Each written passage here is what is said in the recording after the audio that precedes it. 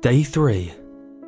I was resigned to even recording this, and for the first 2 days, I kept my will strong. But even the strongest minds cannot defeat the allure of distraction from staring at the wall of a cell. This entry will be the longest of them all. There is a lot to explain about the predicament I find myself in, and the hellhole that I now seem to be imprisoned in for the foreseeable future. To start, I should probably let you know who I am. I used to be a lawyer, a well-off, respectable lawyer, with a family, a 3-story house, everything a typical American would dream of having. Now, it doesn't matter. Not a single fucking thing I had changes what's happening now. As I type this, I'm sitting on my metal chair, in my cramped metal cell. Everything around is metal, save for the soft mattress. You'd be surprised how grateful a person can be. You get taken from your home, locked in this fucking cell. But hey, we have soft mattresses. I guess that's just the cruel humour of the world. Anyway, getting on with it. The rest of the cell is just dull and metal. However, every wall has a hole in the centre, roughly 3 feet above the floor. About wide enough to stick your head through. Through these, we, the prisoners, can communicate. This is the only human interaction we have anymore. And the strangest part, well, no one knows what to make of it. I've been here for 3 days, by my count. Every 24 hours, our cells move. We are shuffled, with new people through each hole. No one has any idea how. An automated system is my best guess. The only support I have for my idea is that our food is delivered through a hole in the ceiling, which I assume is mechanical. One of my neighbours theorised that this is hell. Another said that we were being tracked by aliens and harvested for slaves once our wills broke. Everyone has a different theory. I am trying to find out more about what's going on here, why we were all imprisoned, if we're connected, the reasoning behind all of this. With every switch, I'm gathering more information, spreading it, listening to the cell rumours, trying to figure out what's going on. Maybe, hopefully, I can see my family again. Day 4. I awoke today to the sound of my new cellies. And this is a weird batch. The alien rumour seems to have taken hold and spread through the cells. There is one person that interests me so far more than others. He claims to have been here for over a year. The man claims to have lost track. I wouldn't blame him. Nothing can scratch these walls. Nothing we do can mark the time. The information means that there's no telling how long this has been going on, or how long we're going to be trapped. This man, he seems to be nothing more than a shell. I barely got him to tell me how long he'd been here. I'd heard from one of the first set of cellies I had that suicide was becoming a common occurrence within the cells. I wonder if I'll ever see the man again, or if today will be one of his last. Day 6. The fucking smell. Lady fucking luck landed me next to the first suicider I've seen so far. I can't tell what even happened. The body is so decomposed. It must have been here for months. No telling how long before that. He, she, it looks like it had its skull bashed in. I can't see it through the hole, but I assume one of the walls is covered with blood. It's probably pointless to hope, but I pray to whatever the fuck is out there that something will clean that mess up. I feel as though I'm getting sick.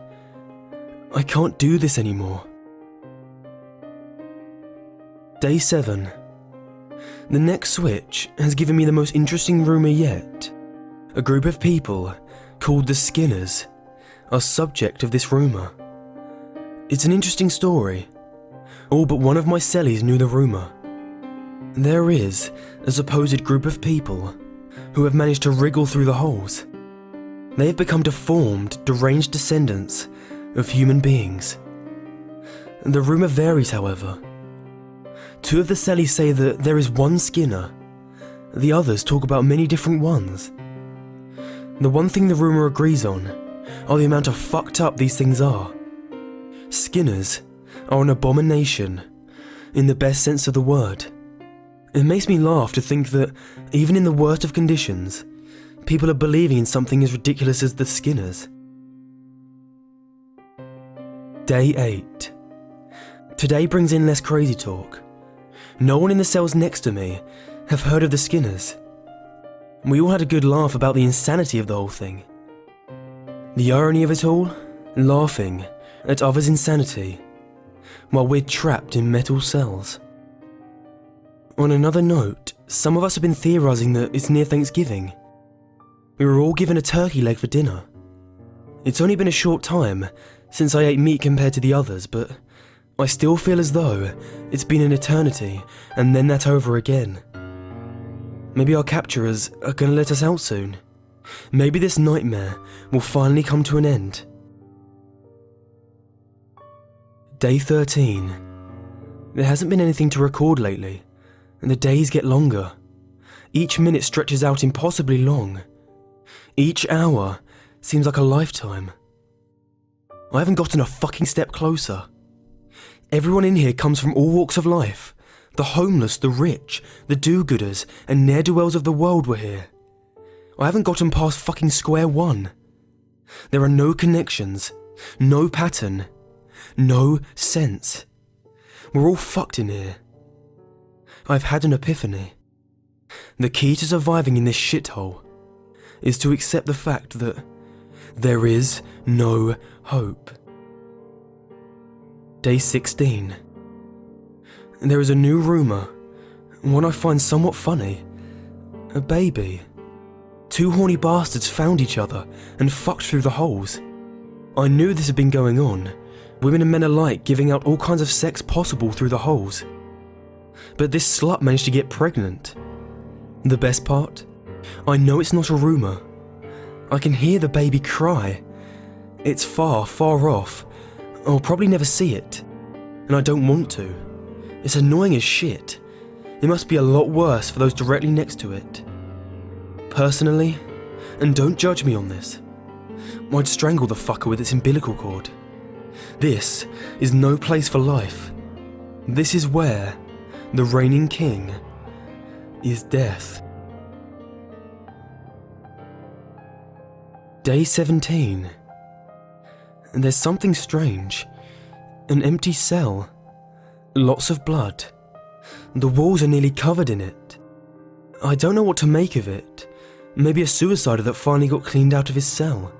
The possibilities are endless. I can't help but let my mind envision the worst scenario. What if Skinners existed? I feel like I've been transported back to my childhood. The nights under the blanket with the Scooby-Doo flashlight, praying a ghost wouldn't rip off the covers and take me right then and there. Day 21. I haven't slept well lately.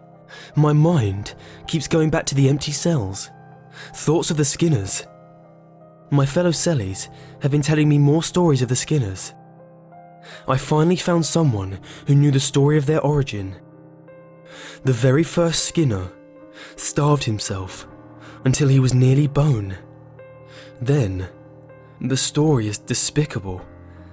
He rubbed his body against the edge of the hole until the skin was rubbed off of his shoulders and hips, leaving bloody patches that lubricated his way through the hole. It seems as though he raped a woman. That woman's child was mutated, unnatural.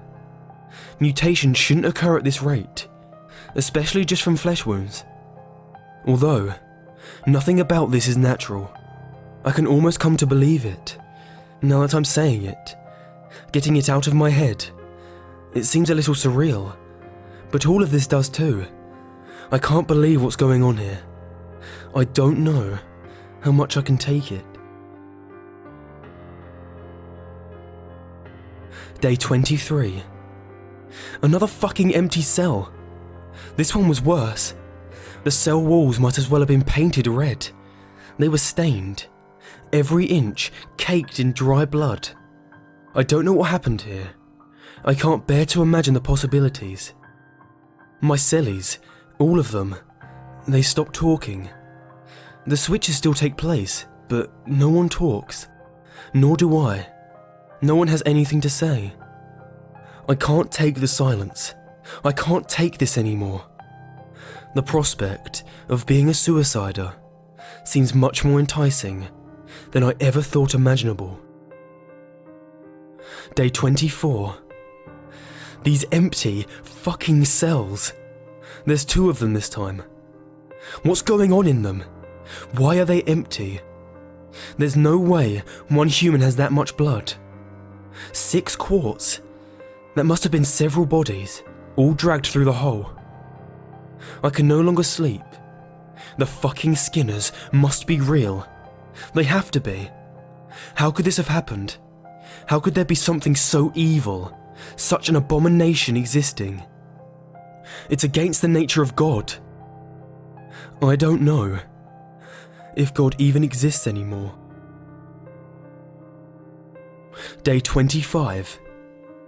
I saw a flash in the hole, a red, slimy flash, and there are droplets of blood in my room. Now I have proof. They're fucking real. I need to find a weapon. I need something to defend myself. When that fucker comes back, I'm going to send it back to wherever the fuck it came from.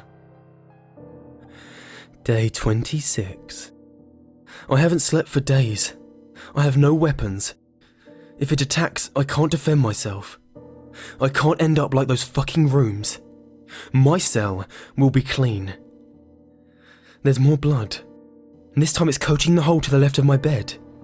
I didn't think it was real at first, but it's there. I know it is. I'm going to die in here. I can hear the fuckers skitter and scratch, screech and scramble all across the floors. I know they're coming for me. I haven't seen a human in 2 days. They're turning. They're dying or turning, I don't know which. I can't fucking take this. There! It's happening. The noises. The inhuman screeches. I have to do something. Day I don't fucking know. I can't do it. These little shits thought they'd beat me. As fucking if. You can't beat me. I'm the fucking god of these cells. As far as I know, I'm the only human left. The last man standing. The man undercover behind enemy lines. Fucked twice and backwards. They aren't gonna fucking kill me. No one kills me. I'll end these motherfuckers. I hear the skittering. They're in the walls. I'll bash them out. I can't win. They left by themselves. I can't win. It's hopeless. There's only one exit. They won't take that one thing I still have. My life is mine to take.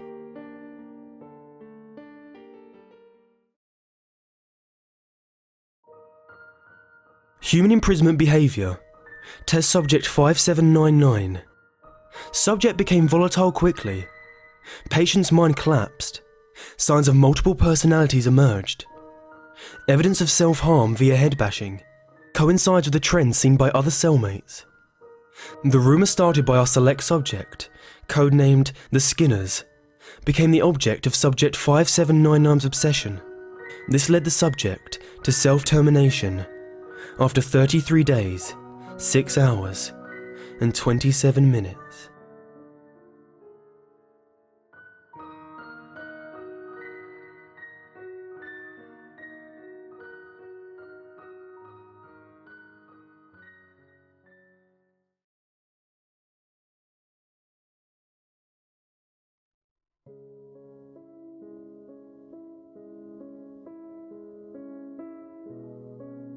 Do you ever watch other people in the subway? It's so strange to have to ignore someone who's right up there in your face. A can of sardines spring to mind, except passengers aren't joined by a bond of thick oil or brine. Instead, they're stewing in a miasma of sweat, cologne, and annoyance. Everybody absorbed in their own little worlds, warm little cocoons. There, whizzing through the bowels of the city at a brisk clip. You'll find people reading books, newspapers, maybe on a PlayStation Portable, maybe on a smartphone. Except me. I'll always be looking through the thick glass windows at the flickering blackness just beyond. Sometimes, late at night, I hope I'll get on the same train once more, so I can see it all again. It had been one of those weeks, actually, it had been one of those months, where the targets pile up like so much dirty laundry.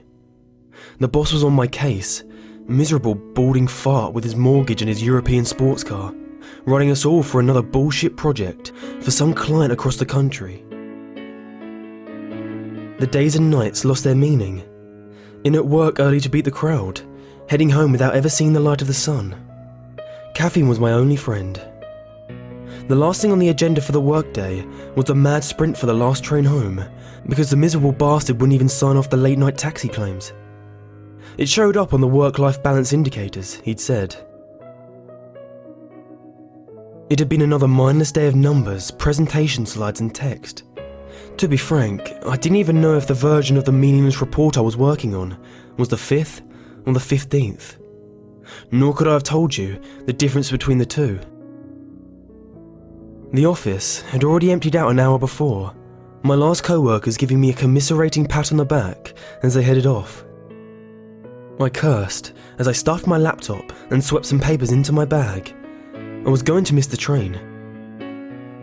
The stale warm building gave way to the bitter cold as I hit the streets running. The station was deserted, not unthinkably at this time of the night, but eerie all the same. There's something about a hollow space meant for crowds. I'm not talking about muggers or anything like that. There is an air of the forbidden about these empty spaces. That's how the night started out, expectant, waiting for something to happen. Not that I cared at the time. The escalators were out for the night. I was wheezing hard by the time I got to the bottom. That's old college fitness, long drowned under an ocean of booze, buried under a mountain of fast food. I thought the last train had already left. Resigning myself to a long wait for an expensive taxi ride back, I was about to leave when a train pulled up with a familiar scream of metal on metal. Graffiti adorned the grey skin of the train, tribal tattoos for the modern locomotive. The doors hissed, warm air belched from the cabin. I got in. The train, strangely, was full. Not packed, but it was crowded. I found myself a seat in between an old man in a large brown overcoat and a young lady that was wearing a dark formal dress, a large flower pinned to her breast. Her face, a mask of mascara and eyeshadow, inexpertly applied. Across from me sat a pair of army guys in fatigues, their scalp shining pink under their tight buzz cuts, and many more besides. It was a puzzling thing to have a cabin so full late at night, and with such a motley crew of inhabitants. With a shudder, the train pulled out from the station. I settled back contentedly into my seat. The network connection in the tunnels were never dependable. I had to find another way to entertain myself on the ride home. The noise from the screech of the rails and the rush of the air outside seemed muted. Instead, the cabin was filled with a soft surrursus, the hushed tones of a crowd in a theatre, expectant but subdued. The cabin felt colder than it should have been. Was the heating out again? It couldn't be. I was certain the cabin was warmer than the platform a second ago. Yet now, it felt like I was back outside in the howling cold. I tugged my jacket a little tighter. I looked at the hodgepodge of strange individuals in the cabin. Everybody seemed out of place. Why would there be a gaggle of high school kids, obviously inebriated, this late at night? Or the waifish girl that was wearing what seemed to be a school uniform? I shifted uncomfortably on the sculpted plastic seat. Not a single mobile phone or other electronic device in sight. A strange sight in this day and age. I looked up at the row of LED lights that indicated the train's progress along my route. 4 more stops. I was still staring at the display when the train whizzed by the next station. It didn't stop, didn't even slow down, just kept going right. The lights and pillars of the station streamed by in a blur. I jerked upright on my seat, my eyes widening. What kind of train had I gotten onto? The rest of the crowd was unfazed by this development. If anything, the low buzz of whispers got even louder as the train progressed. We were still hurtling through the dark tunnel. The overhead lights flickered on and off, when the little girl in the school uniform affixed me stared at me, wide-eyed. She crept over to the group of high schoolers and tugged at the sleeve of one of the young men. He must have been a basketball player, towering over his companions.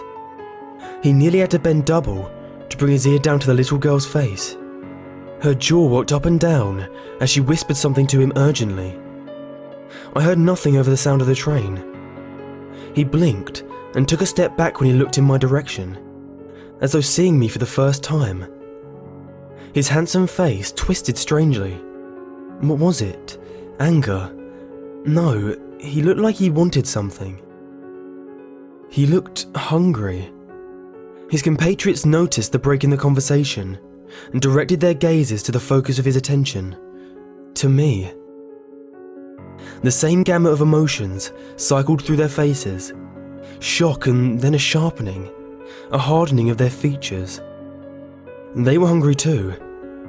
The giant took a step forward, perhaps meaning some harm for some slight on his person that I must have committed. One of the high school girls held him back. The feeling spread through the cabin, like a spark arcing from person to person. The 2 uniformed men, looking up and tightening their jaws. The old man next to me, perking up and scooting down another seat so he could look at me without straining his neck. Outside, a blur of lights told me that another station had shot by. 3 more stops. I shrank back in my seat, the tendons straining in the surface of my hands as I clutched at my bag protectively, as though that stupid gesture, grabbing onto my work, the focus of my life, would ground me and take me from this nightmare. It didn't. I felt the weight of their eyes on me, like insects crawling over my skin. Something was wrong, so clearly wrong. This strange crowd, so different, yet each of them was wearing that naked need on their faces. "Don't mind them, they're just jealous of you," said the young lady by my side. Her voice was soft, mellifluous. "Don't stare back, and don't talk to them." I turned to look at my erstwhile companion. What are they jealous of? I just wanted to catch the last train home. "It's the last train home for us all too." She smiled. She was very pale, very beautiful. "But not all of them want to be here. And looking at you, going home tonight, makes them so very unhappy." Where'd they all come from? Was there a convention, a meeting? I cast my eyes around the cabin again, but was stopped halfway by her strong fingers on my chin. Her fingers were icy cold. She turned my head around to face her. Everywhere, all around. Most of them didn't want to be here, except me maybe. I'd had enough of where I was. I missed my parents. I haven't seen them in such a long time. It took a while for me to gather enough courage to go look for them. She paused, suddenly pensive about what she'd said. "You're not meant to be here, you know. You're on the wrong train. This isn't your ride." Outside the window, another station went by. My eyes flickered back to the board with all the little lights. 2 stops to home. The whispering in the cabin had started up again, louder than before, but still muffled by the sounds of the rails and the rushing air outside. They were talking about me. The atmosphere grew oppressive. The attention of the crowd felt like a rock on my chest, a vice. My breathing grew laboured, each inhalation a struggle. I wheezed. My companion sensed my discomfort. "I wish I could help," she said sadly.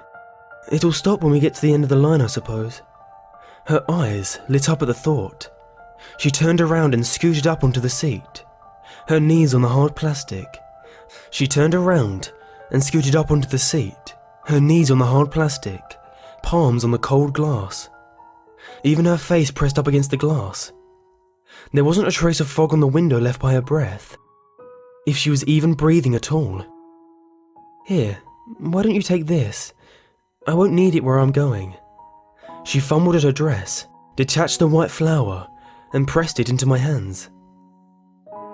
The sweet smell of lily took my attention away from the pain in my chest.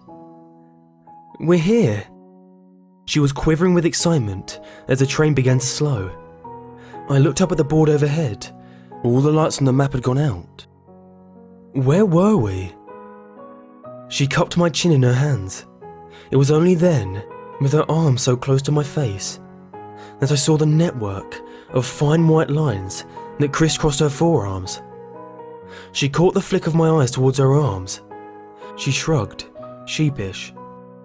Practice makes perfect, she said. She frowned, suddenly serious again. This stop is for the rest of us.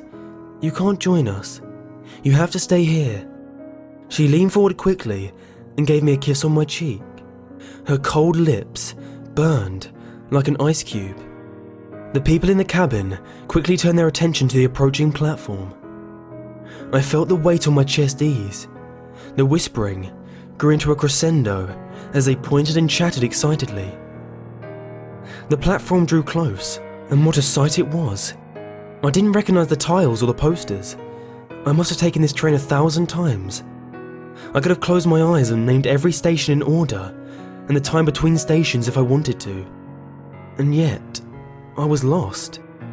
There was nothing on the platform that helped in any way. No signs, no directions.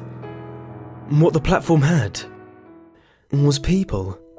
A milling sea of heads and faces, all expectant, all eagerly waiting. When the door opened, it let in a roar of the crowd outside, shouts, shrieks and yells. And tears. So many tears. The passengers burst out the train, throwing themselves into the waiting sea of people. I saw one of the army boys embracing an older gentleman, also dressed in military fatigues. None of that new age stuff, the pixelated camouflage. This was old school, with big green and brown blotches. The resemblance between the two was clear. They parted, the younger man introducing his father to his compatriot. The older man hugged him as tightly as he had hugged his own son earlier. The group of teenagers whooped and leapt as they pushed through the crowd, seeking some new adventure for the night. I caught a last glimpse of the blonde locks of the basketball player as they vanished around a corner. The old man that was sitting by me had found an elegant-looking lady in her 30s. Her light sundress looked out of place for the biting cold of winter. Or had I mistaken the man for someone else? I looked again, and it wasn't the old man anymore, but a couple, laughing in the prime of their lives. No, it was the same coat and his same features, lined with a jealous greed scant moments ago, were now lit with fierce joy. Just as the train doors hissed shut, I saw the girl that sat next to me on the train. She was in tears, with her arms around a well-dressed couple. She waved at me as the train pulled out of the station. I waved back. My legs shook as I got off the train at my stop. The platform was reassuringly deserted. I watched as the train screeched into the distant darkness of the tunnel. I gingerly touched the numb spot on my cheek where the girl had kissed me. My fingers came away wet. I didn't even remember the tears falling. My nose was suddenly assaulted by a rich, thick greenhouse scent. Decaying plant matter. I fished out the lily from my coat pocket, where the strange girl had left it. The pristine white petals were dry to the point of crumbling and speckled black with rot. I let it fall from my fingers and watched it bounce on the station floor.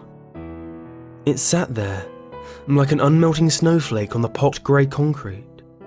I stared at it for a long time before I began the long trek home.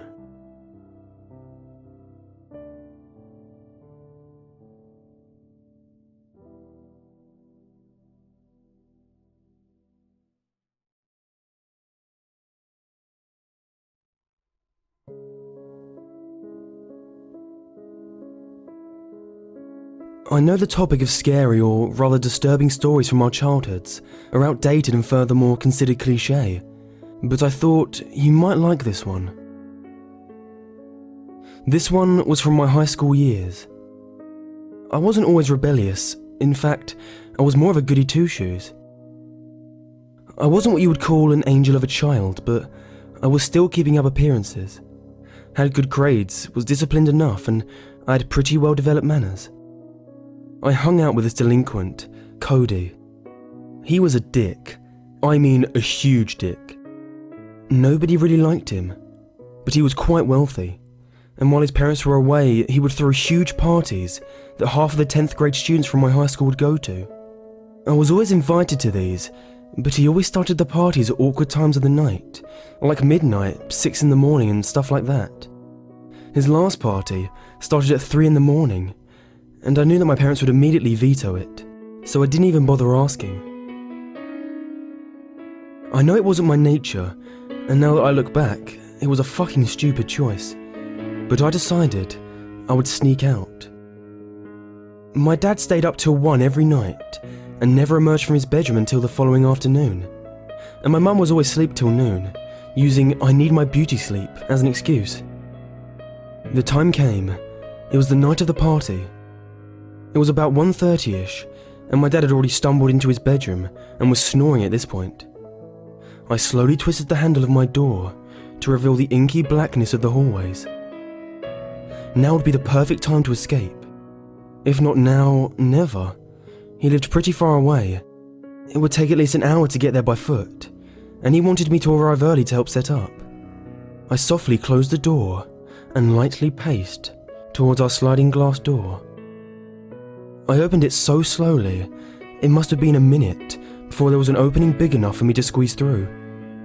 Once I was through, I took no risk and took another minute to close it again. I was outside. The moon illuminated the ground quite well. I lived in the desert area, and the risk of coyotes was high, especially for a bright, full moon like this one. But I had my pocket knife to defend myself. They were usually more scared of you than you were of them, but this was just a precaution. You can never be too careful out here. There's many stories involving coyote-related incidents, but that's for another time. I slid down into the ditch below and continued my trek. The terrain was rugged and difficult to navigate. I had to dodge tall brush and jump over eroded crevices in the earth. I checked my watch. It was around 2:15, and I knew I must be close, because I saw a familiar house that I always pass by while walking on the sidewalk to get to Cody's house. Only a couple more blocks and I would have made it. The terrain has gotten surprisingly less jagged and smoother for a couple of minutes. And besides the empty beer bottles and cardboard boxes that littered the ground, something else caught my eye. There was a brown torn tarp that had a large, and when I say large, I mean it, a large lump in the middle. I stopped for a moment and observed it, before my curiosity managed to claw its way through, and I slowly approached it. I touched it softly. Just then, something enormous burst out in a low-pitched, wild scream of fright. I was knocked back on my arse and I was frozen in fear as I noticed a tall figure emerge from among the dirt. It was a bear-like creature that wore a dark brown trench coat and light brown pants that seemed to resemble sweatpants. He had loafers on. They seemed to be like size 29. I know I'm exaggerating, but it was honestly inhuman. The bear-like creature stood up. He was tall. He must have been like 7 feet tall, and that might even be an understatement. Long, white hair, protruded from every visible inch of body there was, almost like an animal. Its glossy eyes met mine, and I was ready to run. I managed to stutter out a few words. What? I stopped, examining the creature once more. What are you? The figure looked at me again and let out a hearty chuckle. He wiped a few tears of joy from under his eyes and gave me a smile. Why, my boy, I am Mr. Trenchfoot, he said, still grinning at me. His tone was nothing short of friendly, and that was the only thing stopping me from making a mad fucking dash back to my house. He gave me a puzzled look and asked, Do you, by any chance, know the date? I thought he was joking at first and I laughed a bit. Then I saw his serious expression. I stuttered again, but managed to collect myself. It's June 7th, I said. He looked shocked or rather intrigued. He looked at me again, and my eyes met his once more. My, I have been asleep quite long. It was November last time I was awake, he said, still sounding jovial. Now tell me, what have I missed? We engaged into a conversation, and it lasted a good 15 minutes. We spoke about politics, the news on celebrities and stuff like that. I told him about school and how I was part of the track team. We spoke for a while.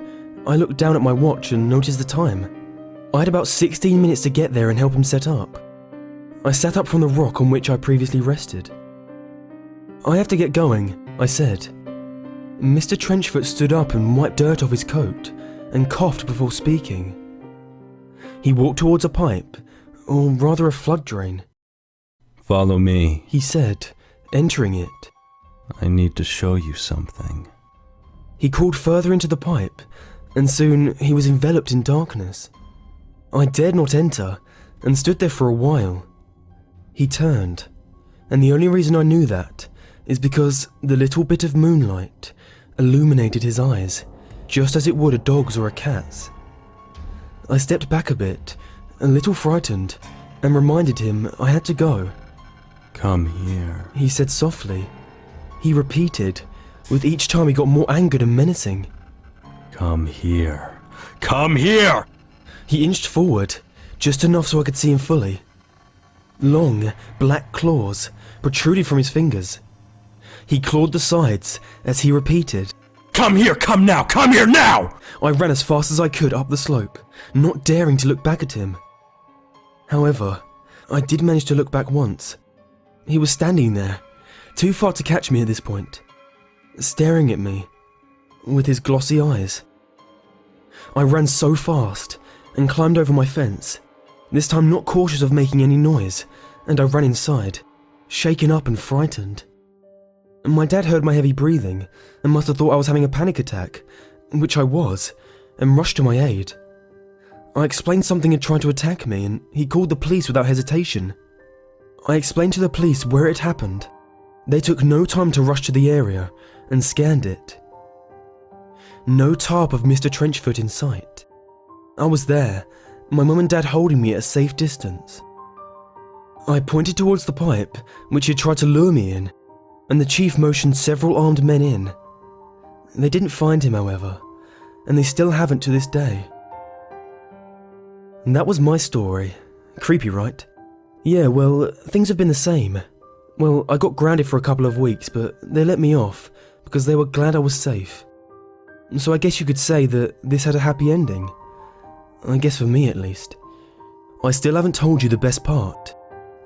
You know how I said they didn't find him? Well, when they kicked open a grate, they entered a concrete room, no bigger than a walk-in closet. Again, they didn't find Mr. Trenchfoot in there. However, they did find something. They found Mr. Trenchfoot's tarp in there, still dusty as ever. In the corner of the room was a pile of bloody, torn clothes. Not much bigger than the clothes I had been wearing.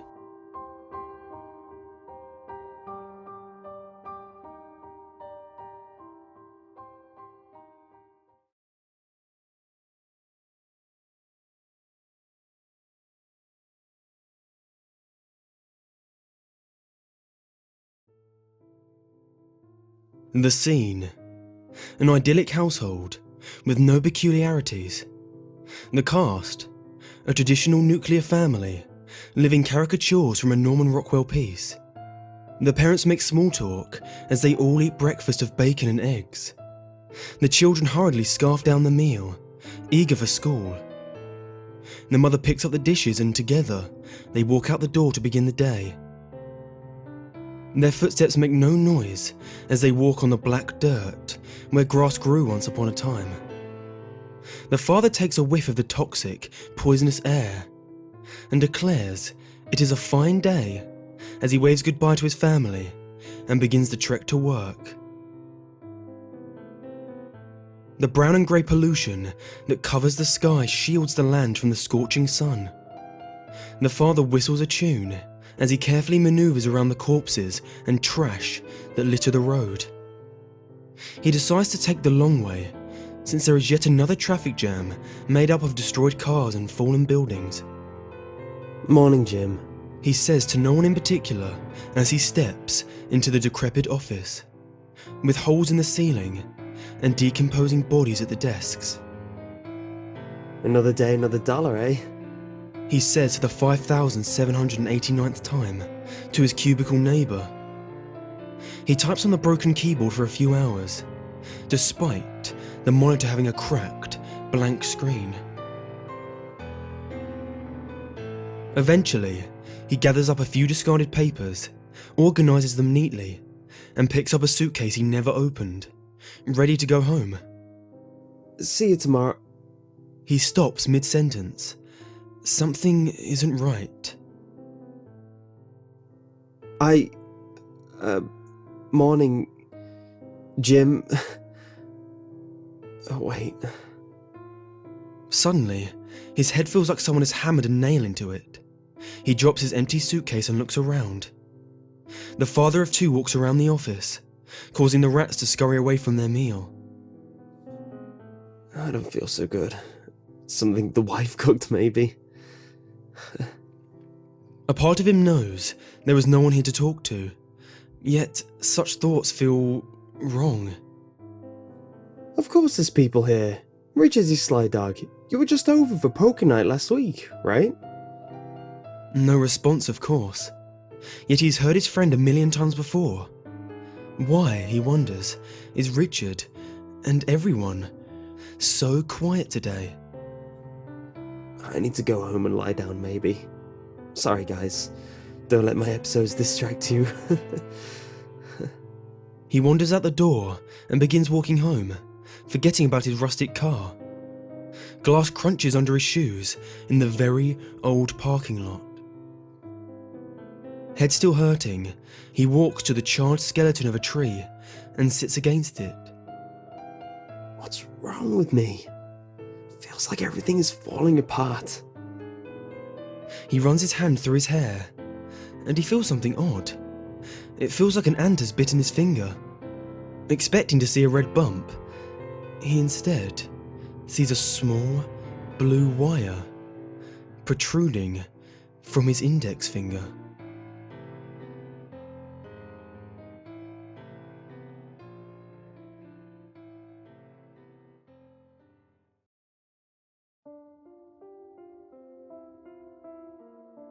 Until my mid-teens, I hadn't lived in one house for more than a year.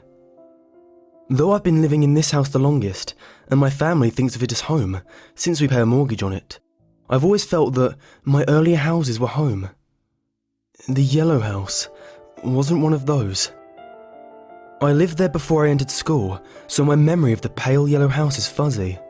But almost all of my memories in that house took place upstairs in the converted attic, where my siblings and I had our rooms.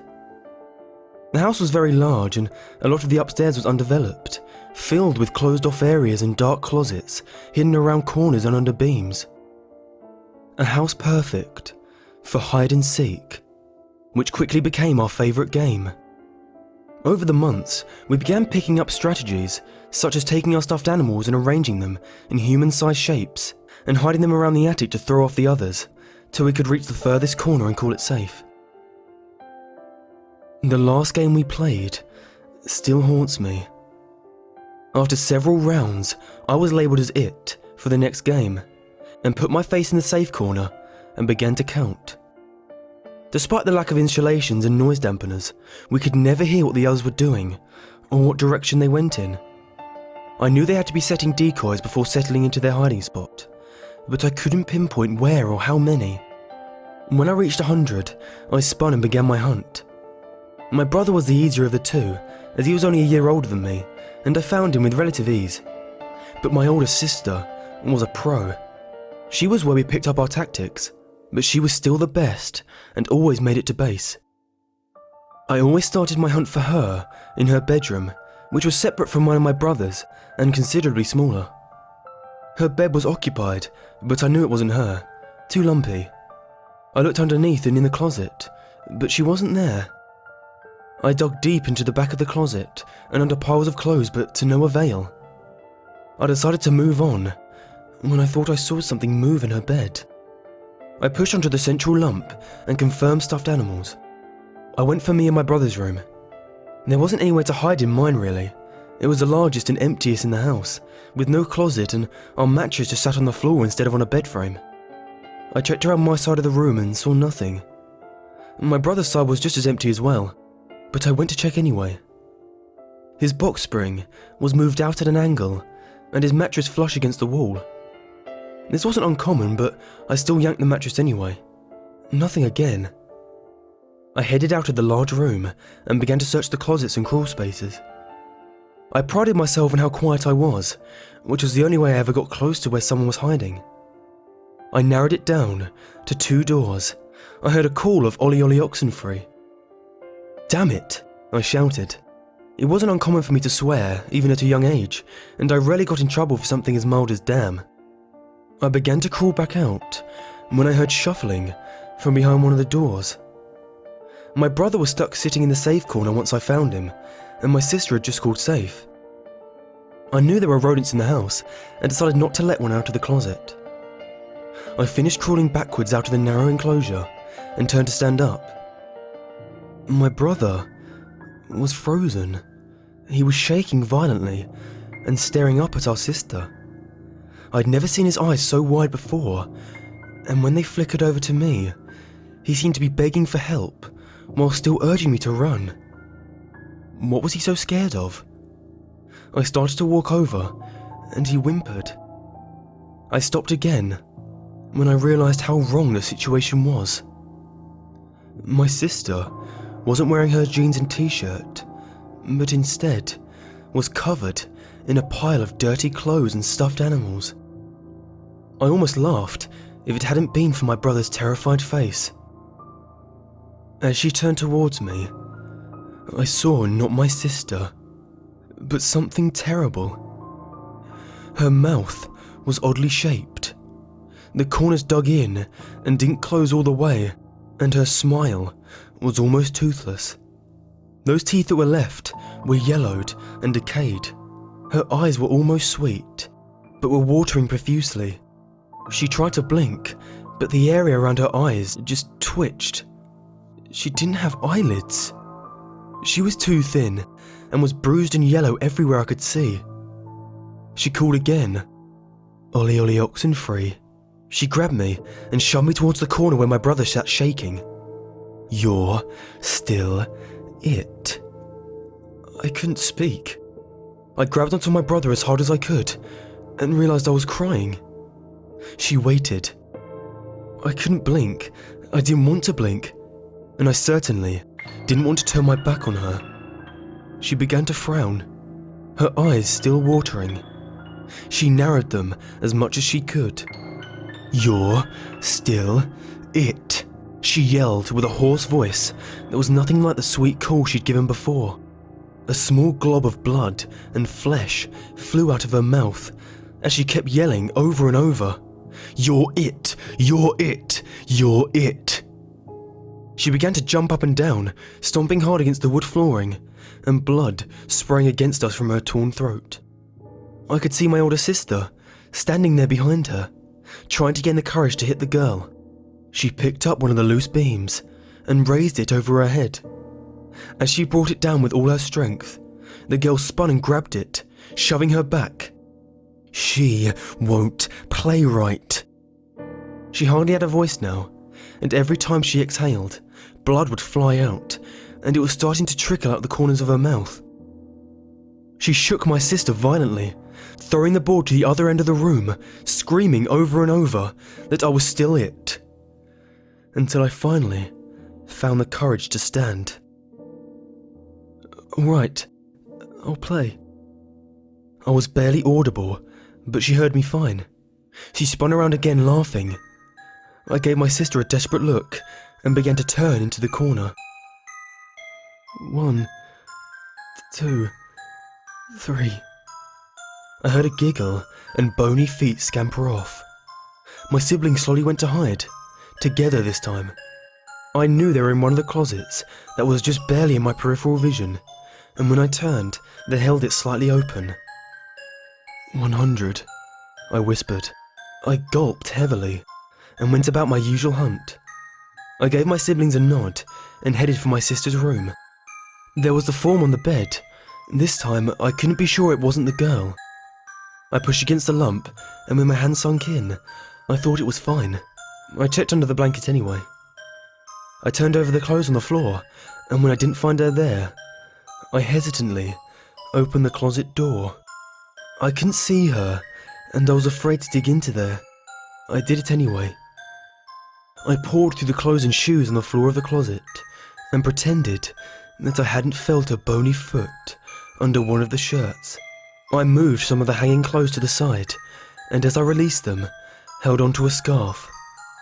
I moved the clothes to the other side, and saw her unblinking eyes staring at me. Shaking, I went to touch her. As I pushed my hand against her shoulder, it sunk into her flesh.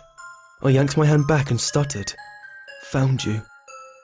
She smiled as wide as she could and swiftly moved past me. I shuddered as she brushed past my shoulder and turned to watch her, pulling down the scarf as I did. When she was almost out the bedroom door, I hooked it over her head, and it slid perfectly into the sunken areas of her mouth. I tied it hard as I could and started screaming for help as she struggled against me. My siblings ran over and tackled her. I grabbed another piece of clothing and kept handing them off until we had her so she could barely move. We dragged her to the smallest closet in the darkest area of the upstairs and shoved her inside, slamming the door and blocking it with several loose boards.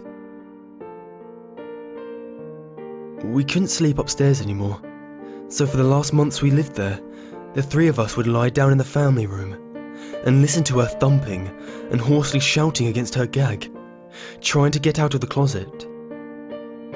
When we finally got into the moving truck at the end of summer, we all tried to pretend we didn't see her pounding against my sister's bedroom window, scarf still tied tightly around her head.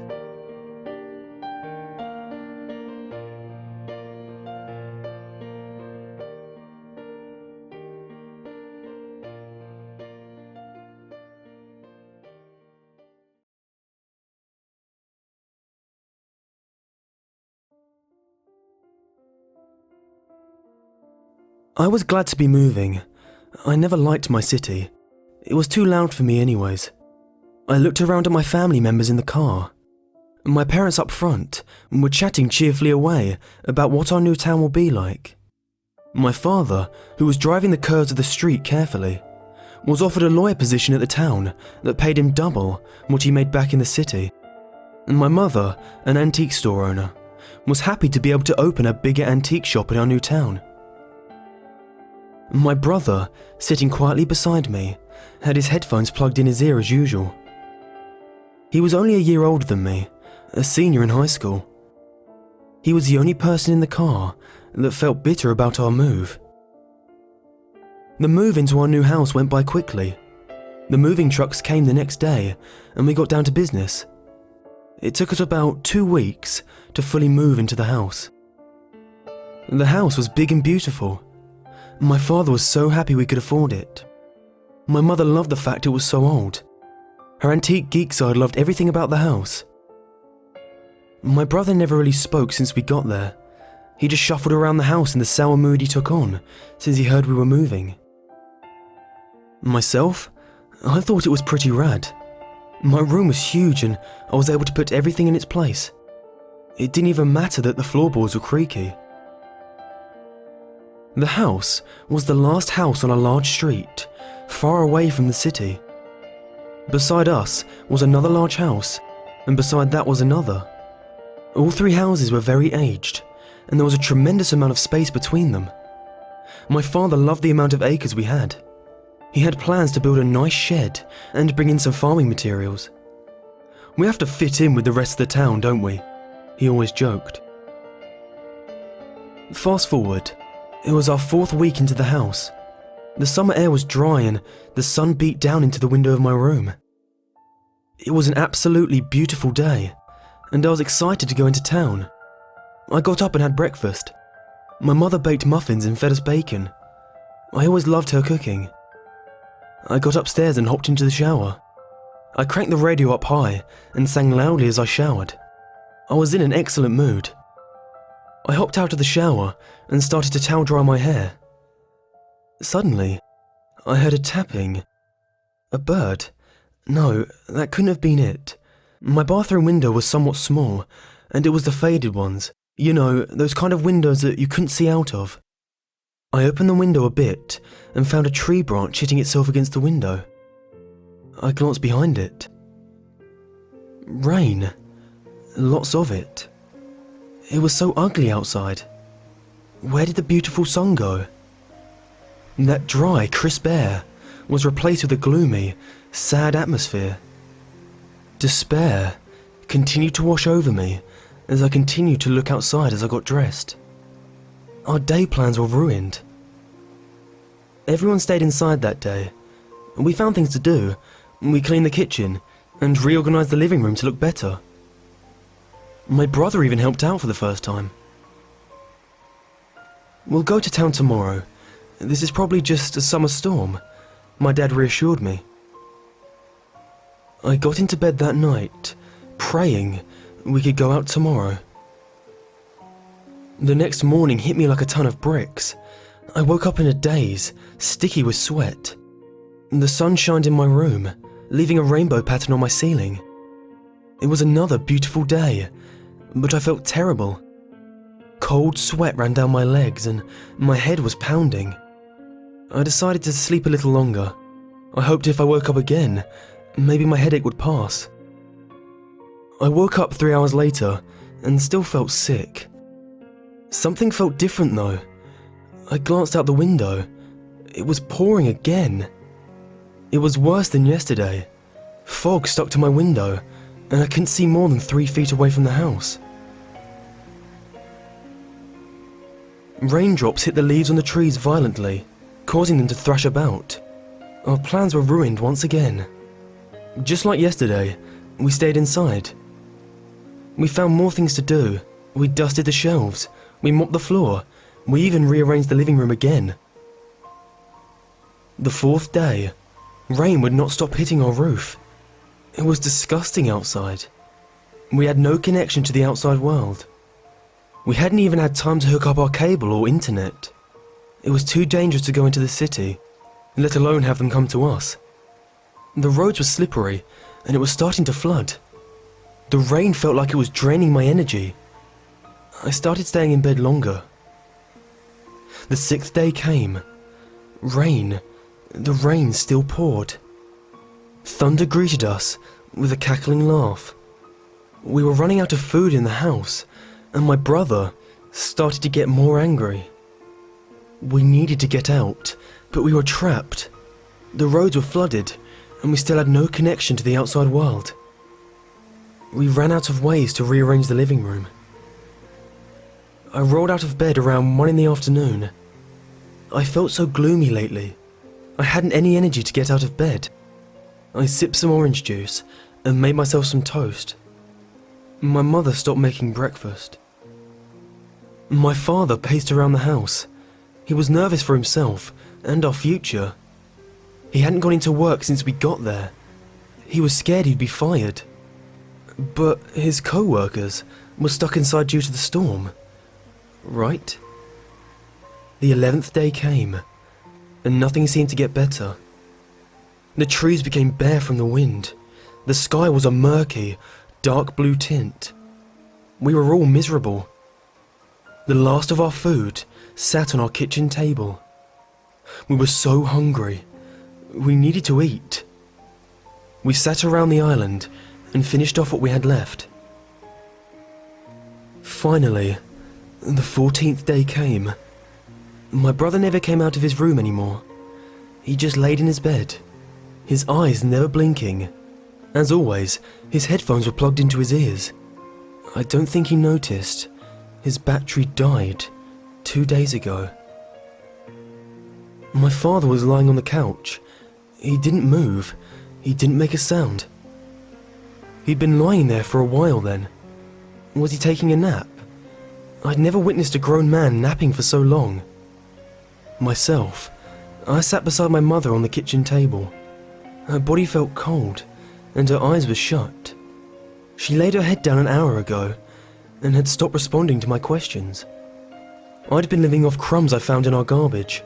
Gross, I know, but what was I supposed to do? For the next few days, I sat beside each individual family member and talked to them. I talked to them about everything, my fears and anxieties, about the new school year, and the friends I hoped I would make. And they never talked back, just listened. It felt good to be listened to. I was sick, skinny with hunger. The house was starting to smell bad. But from what? We had no food left. What could be rotting? I tried to ask my mum what we should do. She never answered. The rain still poured. It never did stop. I needed fresh air. I needed to get away from that awful stench. Where could I go? It was a disaster outside. I shuffled to the door. I could barely hold myself anymore. I turned the knob, and it opened. The door creaked powerfully, and the floorboards underneath me creaked as I stepped outside to the front porch. I suddenly felt like I was in water. Everything was dripping all around me, almost like the world was melting. It was like I dove into the ocean. I took a few more steps until I was off my porch and onto the grass. It felt slimy with rain. I shut my eyes and took a deep breath. The air was damp, but it felt good going through my dry nostrils. I opened my eyes and... sunshine. It was like I stepped into a whole different world. The rain was gone. Actually, it was like it was never there. The trees were back to normal, with their crisp green leaves. The road was no longer flooded, and our grass was back to a nice and bright green. Finally, the sky was light blue, and the sun was shining down on my face. I was confused, to say the least. It was hauntingly rainy before. Now, it looked like a drop of rain hadn't hit the floor in weeks. With the last energy I had in me, I shuffled to where the road started. I turned around, and my dry, red eyes grew wide. In front of me stood our new house, but it didn't look like the house that was there in the beginning. It looked rotted. It slumped down, almost like it couldn't hold up its own weight any longer. I remember seeing it move up and down, almost like it was taking deep breaths. I swear my eyes were playing tricks on me. Water dripped from every part of the house, and the windows looked steamed, water droplets forming on them. The wood on the roof was starting to peel. I had no energy left. Just like the house, I couldn't hold myself up anymore. I knelt to my knees. I laid my head down on the warm road. It felt good against my cheek, and I could hear the house creaking loudly. I slowly closed my eyes. "Excuse me, sir. Excuse me." I heard a voice. I didn't have the strength to open my eyes. "Does he have a pulse?" I felt a cold finger press against my neck. "Barely." "Do you think he'll make it?" Let's hope to God he does. I opened my eyes to find myself in a hospital bed. I was so weak, so skinny, I could barely keep my eyes open. A doctor stood at the corner of the room, and he was speaking to a female nurse. I can't believe he made it, the nurse sighed. Yes, it was a miracle. He's in critical condition, he said, scribbling things down in a notebook. Poor boy. Did you hear the sheriff? His whole family died of starvation. She shifted her weight. She looked uneasy. I just don't get it. They never even left the house when they got there. It's like they wanted to starve themselves. He glanced over at the window. Did you hear the rumours? The sheriff went and investigated the fact that no one heard from them since they moved to town. Everyone was buzzing about them, but they never showed up anywhere. I believe people were getting worried. She shifted again. He found his family stuck to the floorboards of the house. He said it almost looked like the roots of a tree were going into their veins. She hesitated and brought her voice down to a whisper. They say the house was draining all of their energy. That's a load of bullshit, the doctor's voice chimed in, a little too high. The nurse shushed him. It's bullshit, just like the other stories of the family before them, the doctor whispered. Yes, but don't you think it's weird that it's the second time this has happened? We're lucky the boy survived. Maybe this time we can get some answers, the doctor replied. I bobbed my head to the side lazily. It felt good to be around people again. It had been such a long time since I heard other humans speak outside the house. I bobbed my head up again and forced my eyes open. Look, he's awake, the nurse announced. Her expression changed and a smile played across her face. Good morning, how are you feeling? I blinked my eyes and shook my head back and forth. It seemed you're still groggy. That's okay, we'll get you feeling in top shape soon enough, she happily said. I blinked again and nodded as my head fell down. I felt so weak. I looked down at my narrow wrists. My veins popped out, a circuit of dark blue lines running up my arm. Then, in my dazed state, I noticed my veins throbbing. I focused and lifted my wrist closer to my face. Protruding out of a vein was a tiny splinter, exactly the same colour as the floorboards of my new house.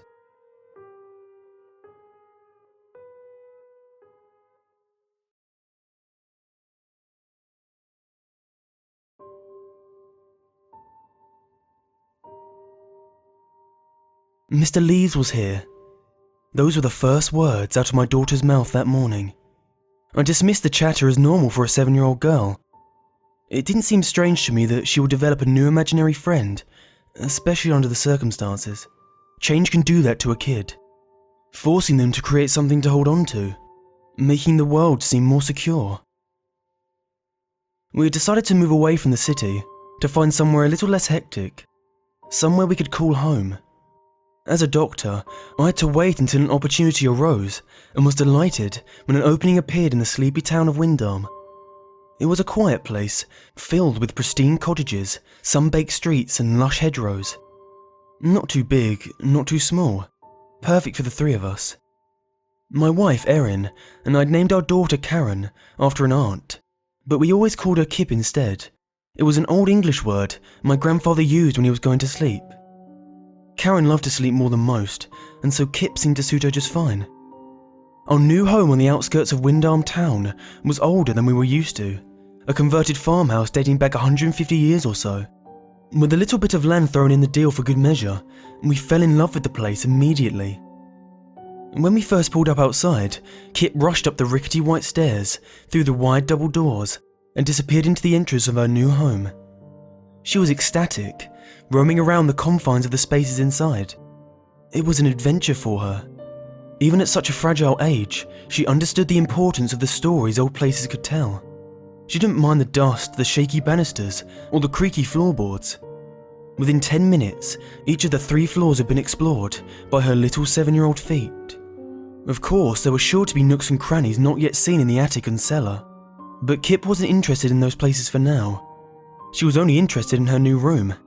I had naively told her she could choose any room in the house, and of course she did, the best one in the house. Erin and I smiled at each other, watching happily as Kip darted around her new room excitedly. She loved the high ceiling because it felt grand and imposing, like being a princess in a castle.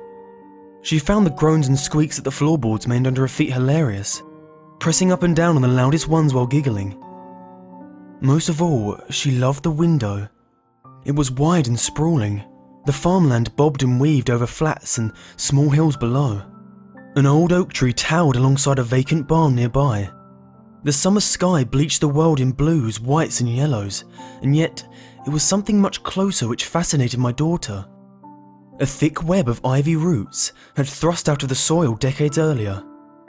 Climbing a carefully constructed wooden frame attached to the house, which rose as high as the roof, the ivy had clawed and fingered its way across the wooden slats of the farmhouse, almost entirely covering that side of the building.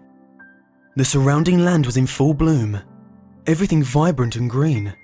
The fields were swathed in tall crops, which poked out of the soil like a million city dwellers standing still in the sun. Everything was alive and vivid. That was, except for the climbing ivy. Its vines were spindly, yet clung to the wooden frame of the house with deceptive strength. A vast sea of leaves, brown and withered, reached up across the wooden wall, encircling Kip's window. There was something troubling about those vines, clashing against, almost struggling the possibility of summer. Kip didn't mind. In fact, she was enamoured by them, having me open the window so she could caress the golden leaves which touched the sill.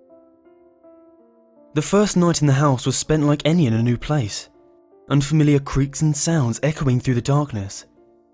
I'm often a deep sleeper, but the uncertainty of the old house left me checking every bump and movement I heard throughout the night. I switched the lights on, checked the doors, and then looked in on Kip. She slept soundly, but I noticed that the window was still open, letting in the cool night's breeze. I tried to shut it, but it felt jammed or stuck. The old flaking paint and grime freezing it into position after years of little use. I told myself I'd fix it in the morning. After all, Kip was 2 floors up and we were a decent distance from any other house. I felt she'd be quite safe with the window open. Kip loved to lie in, and it was Saturday and our first full day at our new house. I let her sleep in until 10 in the morning. When I entered her room with a bowl of cereal and a glass of orange juice, I noticed how cold the big old room could get, even in the summer. She lay on her bed asleep. I gently woke her, and it was then that she spoke those bewildering words. Mr. Lees was here. She seemed frightened, so we talked about it. He scares me, Daddy, she offered but didn't want to say any more. I comforted her, saying that it was probably just a bad dream. Moving to a new place can be pretty scary by itself. But she still seemed uneasy. It was obvious to me that she was speaking about an imaginary friend, but the conversation disturbed me enough that I talked it over with my wife, worried that our daughter might not be adjusting well to the move. It's hard to leave your friends in school behind. That day, more things from our old home arrived. Slowly the house began to feel like ours, and I enjoyed wandering around it, taking in the glorious view of the crops fields. In the late afternoon, I went up to Kip's room with my toolbox, determined to close that window to stop her from catching a summer cold. As I chipped away at the dirt and flaked paint which jammed the window open, I looked down and could see Kip was playing away from the house, sitting on an old rope swing which hung from the oak tree by the barn. She looked happy. Finally the window budged and I was able to close it. On the second night, I didn't sleep well at all, and by the morning I felt shattered. Something had changed to me. The house didn't feel as comfortable as it did when we first arrived. The air had become closer and stifled. Again, I let Kip sleep in for a while before bringing her breakfast. She was already awake when I entered, and when I asked how she had slept, she replied, "Not good, Daddy." And when I inquired why, she whispered, Mr. Lees was watching me from outside. I looked over at the window for a moment, a chill running up my back. "Can you tell him to go away?" Kip asked. Again, I reassured her and gave her a big hug. Soon, she was playing on the swing again by the barn. For most of that day, I tried to get my files in order. I wasn't due at the doctor's office in town for another 2 weeks, but I wanted to be as prepared as possible. Erin took care of some business at the bank, while Kip continued to smile and giggle as she always did, running around the house playing games. Most kids get bored during the summer holidays, but she always had a way of engaging with the world, which meant she never had a dull moment. I remember it being just after 2 in the morning. It was dark, but something had pulled me from a heavy sleep. Uncertain at first, as I opened my eyes to the darkness, I realised what it was. Kip was talking. I didn't want to disturb Erin, and I knew it was probably just my daughter talking in her sleep, as she had done before. But as I walked barefoot across the creaking floor towards her room, I kept thinking about those words. Mr. Leaves is watching me. As quickly as possible, I reached the door and could still hear her talking loudly, her words muffled slightly. I knocked and entered. The window was once again open, and Kip was leaning out of it chatting away. On asking her what she was doing, she turned slowly towards me and said, "I'm talking to Mr. Leaves." I rushed over to the window and saw nothing but the cool summer night and the climbing ivy fluttering slightly at the presence of a sudden breeze. "He keeps looking at me, Daddy," said Kip as I put her back to bed. I closed the window and slept in an armchair next to her until morning. The following day, the sun absolutely split the sky. It was perfect weather, and I decided that it would be good to get Kip to help me with some chores, hoping that keeping her active would help her sleep more soundly at night. In the morning, we cut and raked the front and back lawns. We then dug out some weeds around the flower bed. Kip and Erin found it hysterical when they soaked me with a hose while watering the plants. Finally, I decided that Kip and I should take a look at the old barn. It had been included in the sale of the house, but hadn't been used for years. I'd only been inside once, when viewing the property months previous, and that was just a quick peek without going inside. It was the house I was really interested in. Kip had been helping her mum wash the car when I took her hand and said, "Fair maiden, are you ready for an adventure?" "Yes," she replied with delight. Erin smiled approvingly. "Okay, let's go," I yelled. I grabbed her hand and led her around the side of the house, where her window looked out, high above. Picking her up and putting her on my shoulders, she laughed loudly. "Go, Daddy, go!" I ran forwards towards the barn, but as we passed the old oak tree, she suddenly stopped laughing. At first, she asked quietly, "Where are we going?" Another few footsteps, and it wasn't long before she burst into tears, shouting and pleading for us to go back to the house. I stopped immediately, shocked by her response. I gave her a big hug as my wife came running. "What's wrong, honey?" asked Erin. Through tears and a shaking voice, Kip replied, "Daddy was taking me to the barn." "And why did that upset you?" Mr. Leaves. At that, she continued to sob and cry. Erin comforted her as I marched inside. I was going to put a stop to this nonsense. Grabbing my toolbox, I ran up the stairs into Kip's room. In a few minutes the job was done, and the window had been nailed shut. There'd be no more talking to Mr. Leaves. After making Kip her favourite supper, and letting her stay up a little later than usual to watch a film with us, we both tucked her into bed back upstairs. She didn't seem upset, and when we brought up the idea of her moving rooms, she swore to us that everything was fine. She really did love that room. Erin read her a story, we kissed her goodnight, and then we went to bed. I woke up to the sound of screaming. No one can underestimate the power of a child's cry for help on a parent. I leapt out of bed and tore across the hallway in the dark, bursting into Kip's room. She lay in the middle of the floor, sobbing in fear. My eyes had yet to adapt to the darkness, but as I instinctively stepped forward to pick my daughter up from the ground, I knew I was not alone. A sharp pain seared across the back of my head as I fell to the floor, dazed. "Daddy!" Kip screamed as she clutched onto me for dear life. The sound of feet came once more, and as I rolled over I saw my wife, Erin, running through the doorway. I tried to warn her, but the strike to the back of the head had left me both bloodied and sluggish. As any loving mother would, Erin ran to her family's aid. A tall, darkened figure then reached out from behind the door, grabbing my wife's throat with grizzled hands and smashing her head into the wall. Her body crumpled to the ground. I staggered to my feet and began swinging my arms as hard as I could at the beast, but in such a daze, the warm trickle of blood running down the back of my neck, it was easy to be outfought. I tried my best. I tried. Something smashed against my jaw, then my nose, crushing it into my face. I gasped and fell to the floor. Kip held onto me once more, screaming, crying, her world undone. There was no comfort I could give, no offer of protection. The blood from my shattered nose filled up my mouth as I lay on my back. I tried to rise once more, only to be battered again by an unseen force. Kip sobbed, and in that moment I knew I'd failed her. The tall figure stood in the darkness, grabbing Kip by her long locks of beautiful brown hair, and yanked her head backwards. She would not let go of me. Again the figure pulled sharply, this time wrenching my daughter straight out of my arms and lifting her up by her hair. Suddenly, the room was bathed in a shower of shattered glass. I looked up and saw the beast, which had my daughter by the hair, the creature which had set out to destroy my family. It was a man, just a man, but the thing which had burst through the window was anything but human. In the darkness I saw them struggle. The man was powerful, no doubt, but his opponent was big and quick. It was the shape of a person, but as it moved, I could hear the loud rustling of its construction. The man let out a cry, a pitiful begging sound, pleading for mercy. He dropped Kip to the ground. Silence.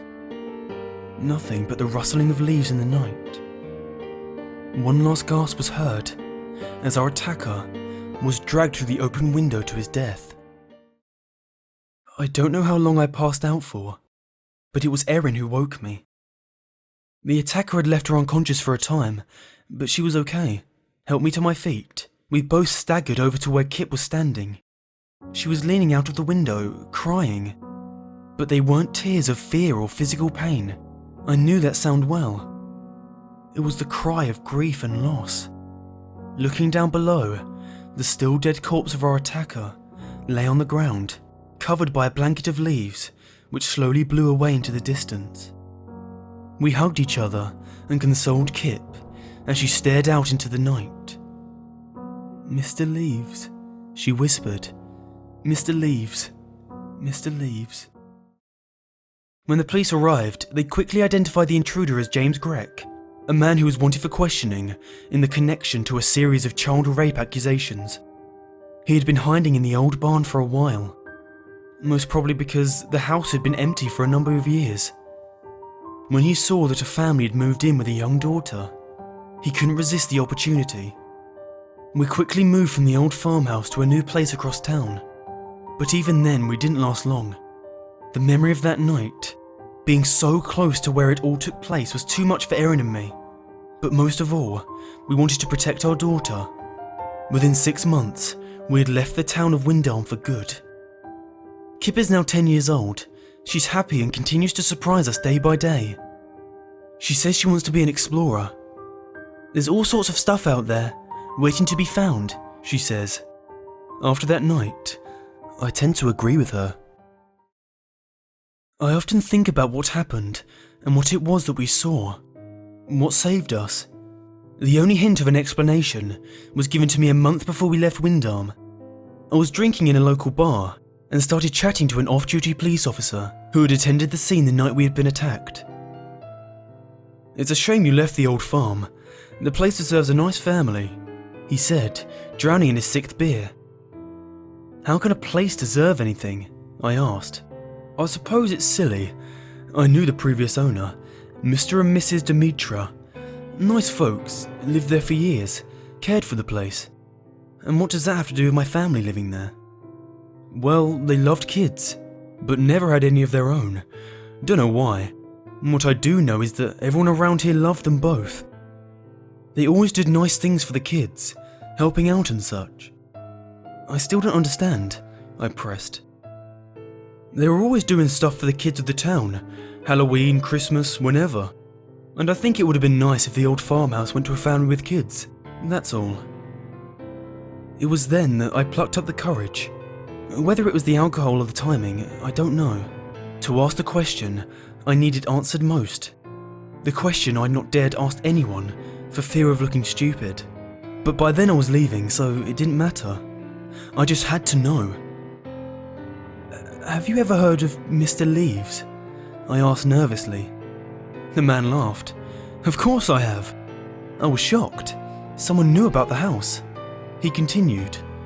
When Mrs. Demetra passed away, the old man was heartbroken about losing his wife. He threw himself into volunteering around the town. You know the Windham Park in the middle of town? I nodded. That was Mr. Demetra that did that. Used to be all overgrown and barren, but he got the community interested in chipping in, so we all sorted it out together.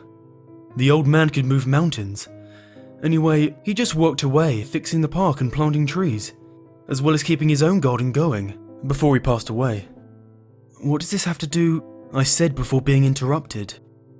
Really into his gardening was Mr. Demetra, or, as the kids called him, Old Mr. Leaves.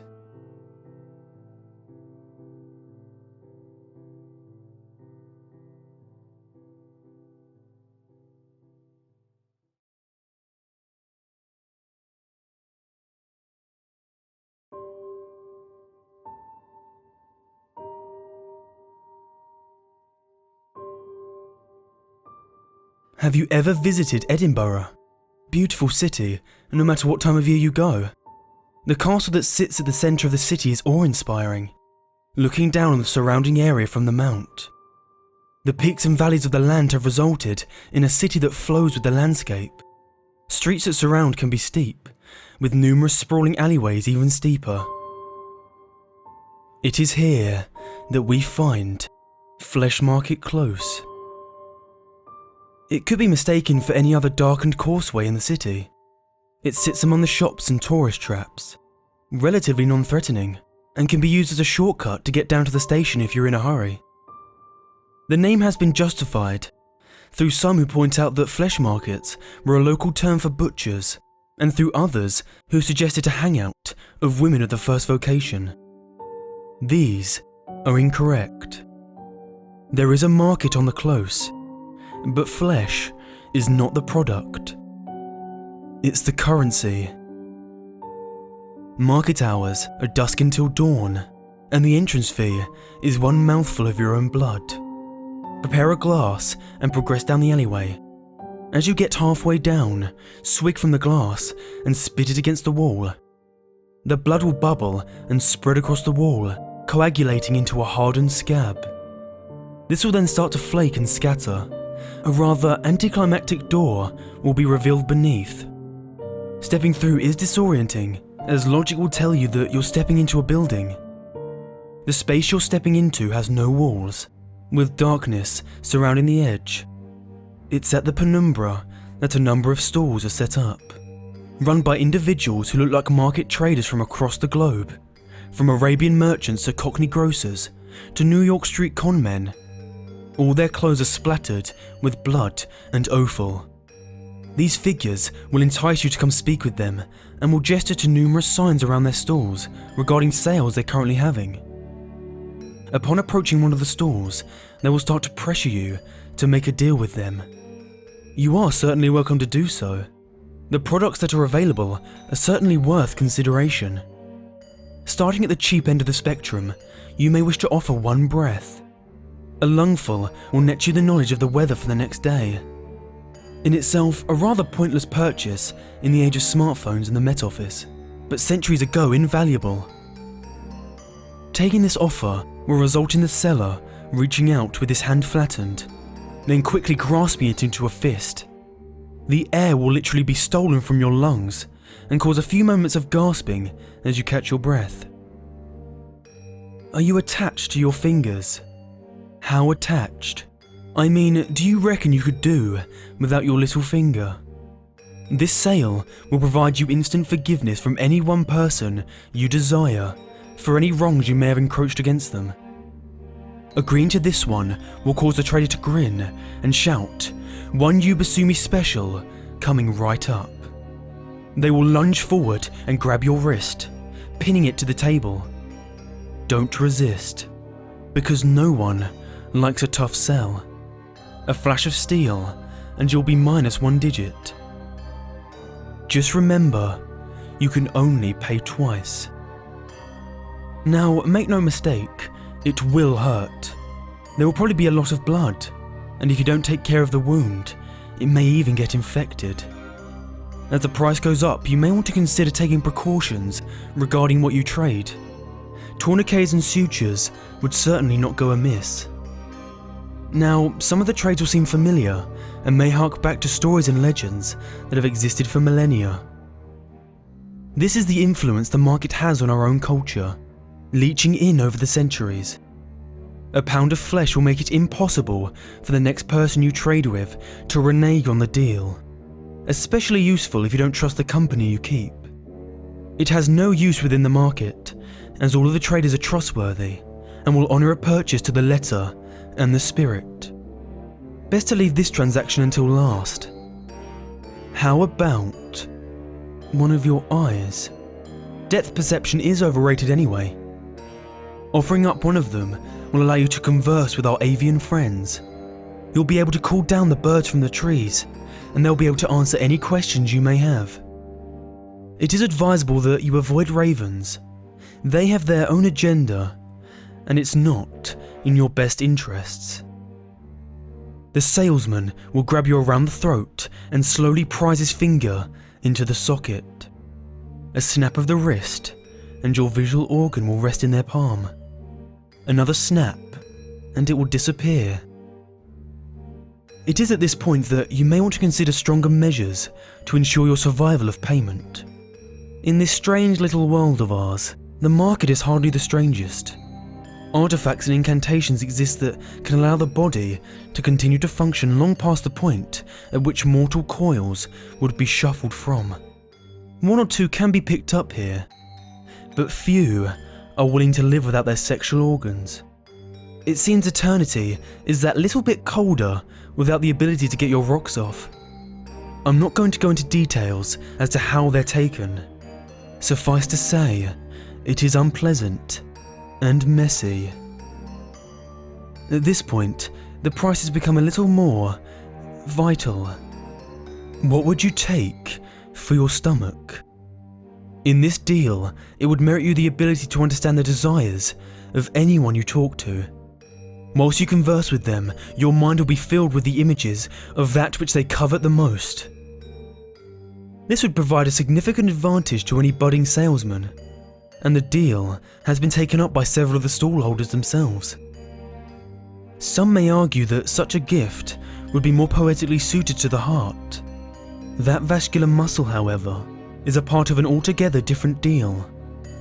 By bartering with your heart, you can guarantee the happiness of any given individual for the rest of their life, however long that may be. The removal of these types of organs can be significantly painful, but the dealers will allow you a moment to prepare yourself before they will produce a short, keen blade. One practice swipe later, and they'll be digging into your tissue. They have unerring accuracy and a level of cleanliness that rivals any surgeon.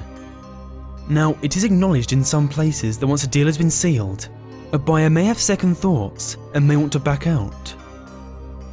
This is not one of those places. Most of the contract is left unspoken, but you are expected to have done your research.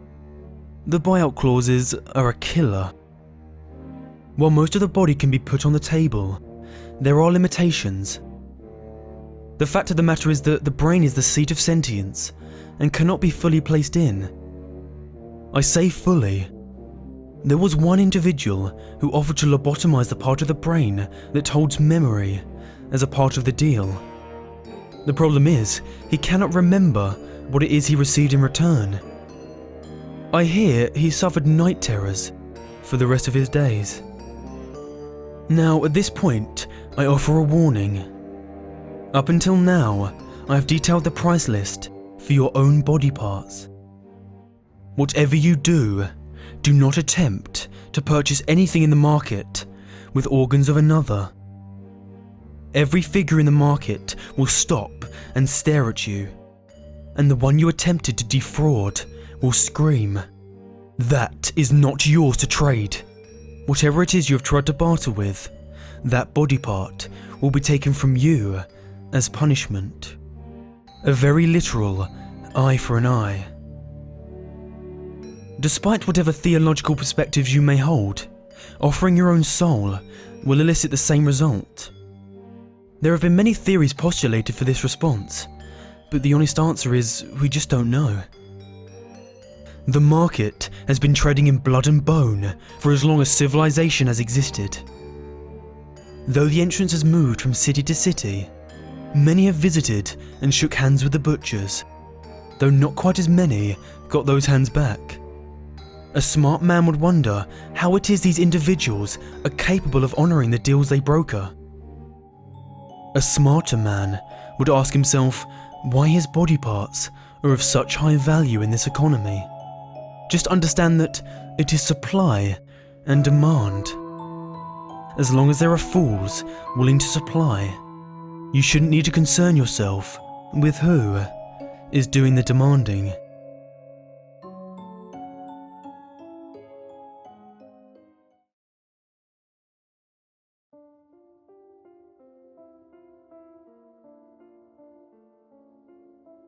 I live in a house of rules. I should explain. I moved there 3 months ago, flat number 27. The flat was a repossession. I never met the previous owner, and to date only know him by the post I receive in his name. I could make up stories of him vanishing, his screams being heard in the darkness one night. I could make exaggerated claims about all of this. But this is not a work of fiction, nor is it written to entertain. I'd just gotten a new job, a promotion I'd waited years for. This was meant to be the next step to greater things, but I needed to move quickly to save on the long drive every day. When I found this place, I was overjoyed. It was well located, within my price range, and apart from being extremely run down and dirty, had so much potential. It's a duplex apartment, with a guest room and a spare bathroom on the ground floor, and a dressing room and several storage rooms on the top floor. The purchase was a complicated one, due in part to poor record keeping and the loss of deeds and plans to the house.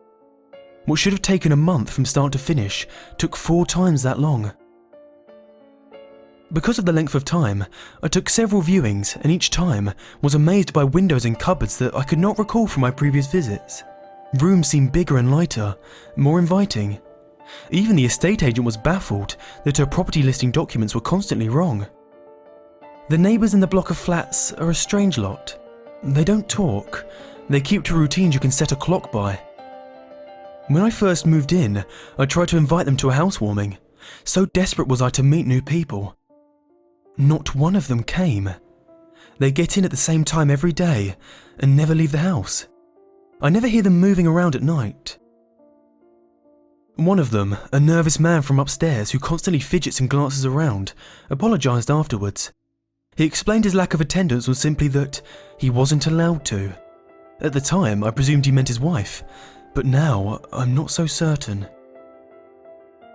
As he was the only one I'd gotten to know since the move, I did my best to become friendly, and even felt like I was making headway.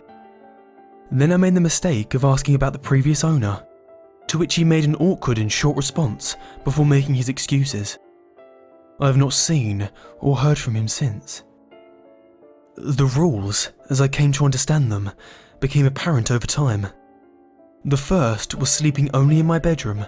I only slept once in the lounge on purpose, dozing on the sofa, until I woke up with my arm trapped between the sofa and the wall, a wall that was several feet away from the sofa when I closed my eyes a few hours earlier. I was overcome with a feeling, a very familiar feeling, that I was somewhere I shouldn't be. This feeling wouldn't leave me until I hurriedly stumbled up to my bed, where I only felt truly safe when I hid under the blankets like a scared child. I only fell asleep once more in the lounge after that, by accident. I was woken once again with a feeling that I should leave, that it would be unsafe to stay, and that I should not be there. This time, however, a sweater I'd left across the room on a radiator was tied around my neck and pulled tightly enough to leave a striking mark on my throat. The rule of sleeping only in my bedroom stands alongside others, countless others. I learned that I should clean up my dishes immediately when I stepped out of the kitchen after depositing my plate and sat down on a safety pin that was jutting out of the back of the sofa. I learned not to take too long showers when the water suddenly turned scalding hot and remained so, no matter how desperately I tried to turn it off, and then was inexplicably normal temperature when I tried it moments after. I learned that I must hoover and keep the place tidy, that I must not waste the electricity, and no matter what noises I hear at night, I should never, ever explore. Another rule is guests are not welcome. The last time I had a guest, it was a friend who invited himself, despite my concerns that I could not air down for the weekend by making arguments to come and see me, until I relented. How could I not? I spent the entire time terrified for their safety, and pretty much drove them away with my strange behaviour accordingly. But there were no events. Such things made me bold, and I began to relax. I stayed awake until late, played music at night, and did whatever I wanted, even going so far as to feeling like I had triumphed, as the house remained meekly quiet.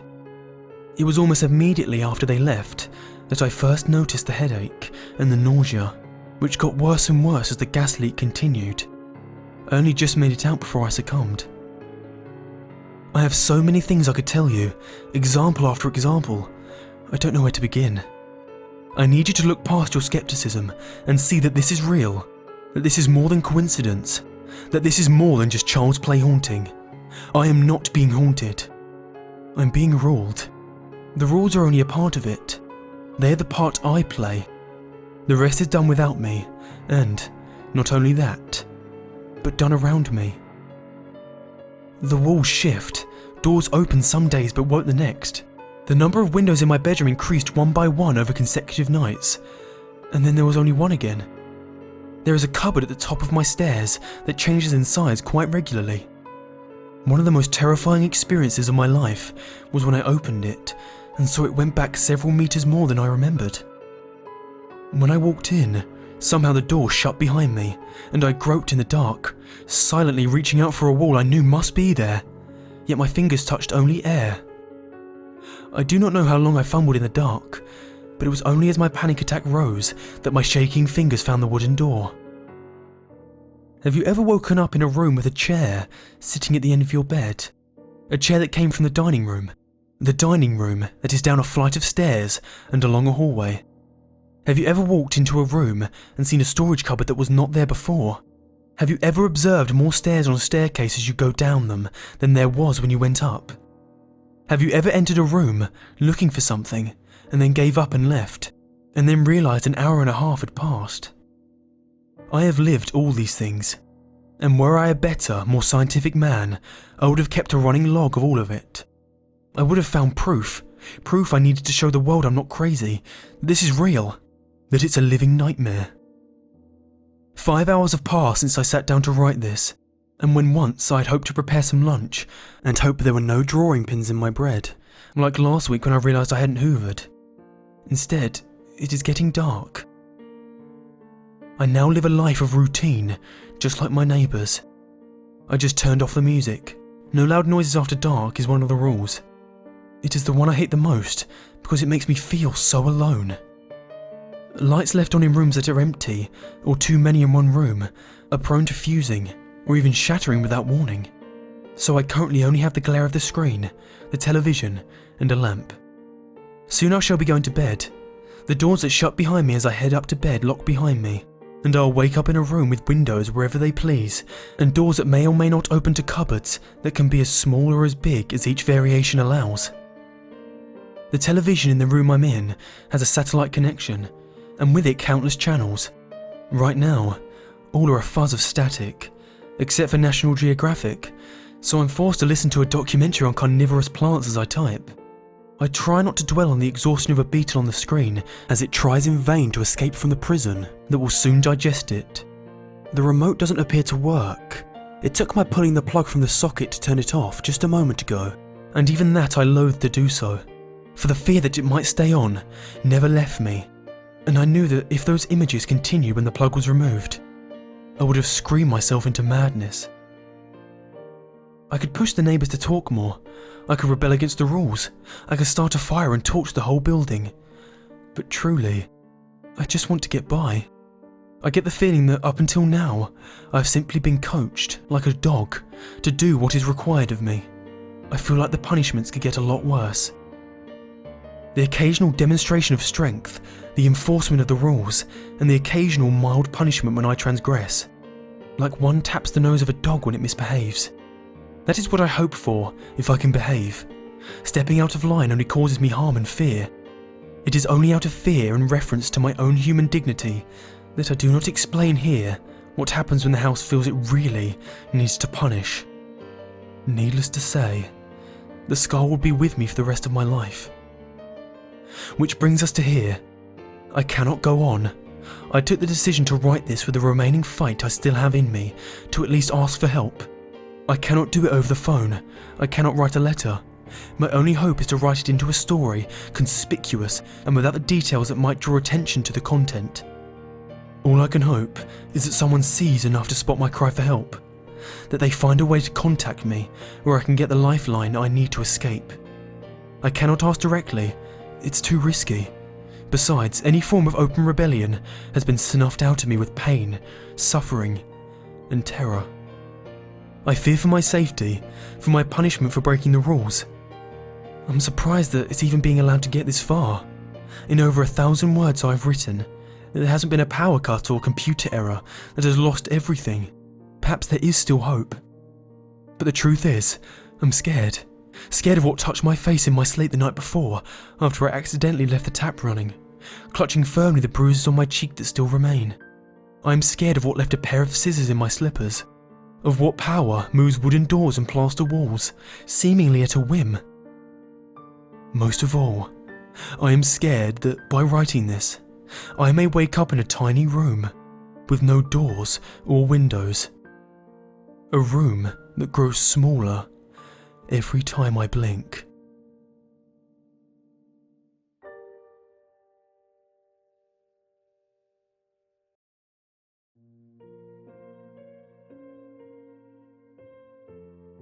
I'm sure you've heard of the Ronald McDonald House charity. They provide housing for families of sick kids when they're in hospital. Seems pretty innocent, right? Well, there's another side to the charity. There's another type of Ronald McDonald House, one that not many people know about. There's one in most big cities. You won't find it by looking for it. It doesn't have an address. It doesn't have a sign above the door. It doesn't even have windows. No, the only way you'll find it is if you're taken there. That's how I found it. I've never met my real parents. I've been in and out of foster families and group homes here in Detroit since I was a kid. I'm 15 now, and I'm what they refer to as a bad kid. Always causing trouble, always getting kicked out and placed with another unsuspecting do-gooder who thinks they can help me. I always prove them wrong. My caseworker sat across the black metal table, looking weary and frazzled. On the table between us was a thick letter-sized brown envelope, my case file. "Well, your reputation has preceded you," she said. "And now you only have two options, military school in Lansing or the Ronald McDonald House, which has miraculously cleared you for acceptance. I don't have the patience for drill sergeants and 5 AM reveille, and how bad could a halfway house named after a fast food clown possibly be? Ronald McDonald House it was." Dark clouds loomed above me the day I climbed into the back of my caseworker's town car. My few belongings in a backpack and the clothes on my back, that's all I could take. One of the few belongings I had was a photo album, filled with pictures of all the foster families I'd been with. It was nice to remember some of them, even though I'd royally fucked it up each time. "I've had a few cases who went through the Ronald McDonald House," the caseworker said from the front seat. "Things went so well for those kids, I never had to transfer them anywhere else. In fact, the house took over their case files and everything." We drove into downtown Detroit, past all the familiar landmarks. I'd been thrown out one foster home just outside of town because I snuck into downtown Detroit with some neighbour kids to sneak into a dive bar. Good times. Well, here we are. The car came to a stop. I looked out the window. We had parked in front of a tall, grey, windowless building, sandwiched between two other industrial buildings on a narrow city street. I noticed there was an address on the building to my left and one on the right, but none on this particular building. Not even a sign. "Are you sure?" I asked, hesitating as I opened the car door and climbed out of the back seat.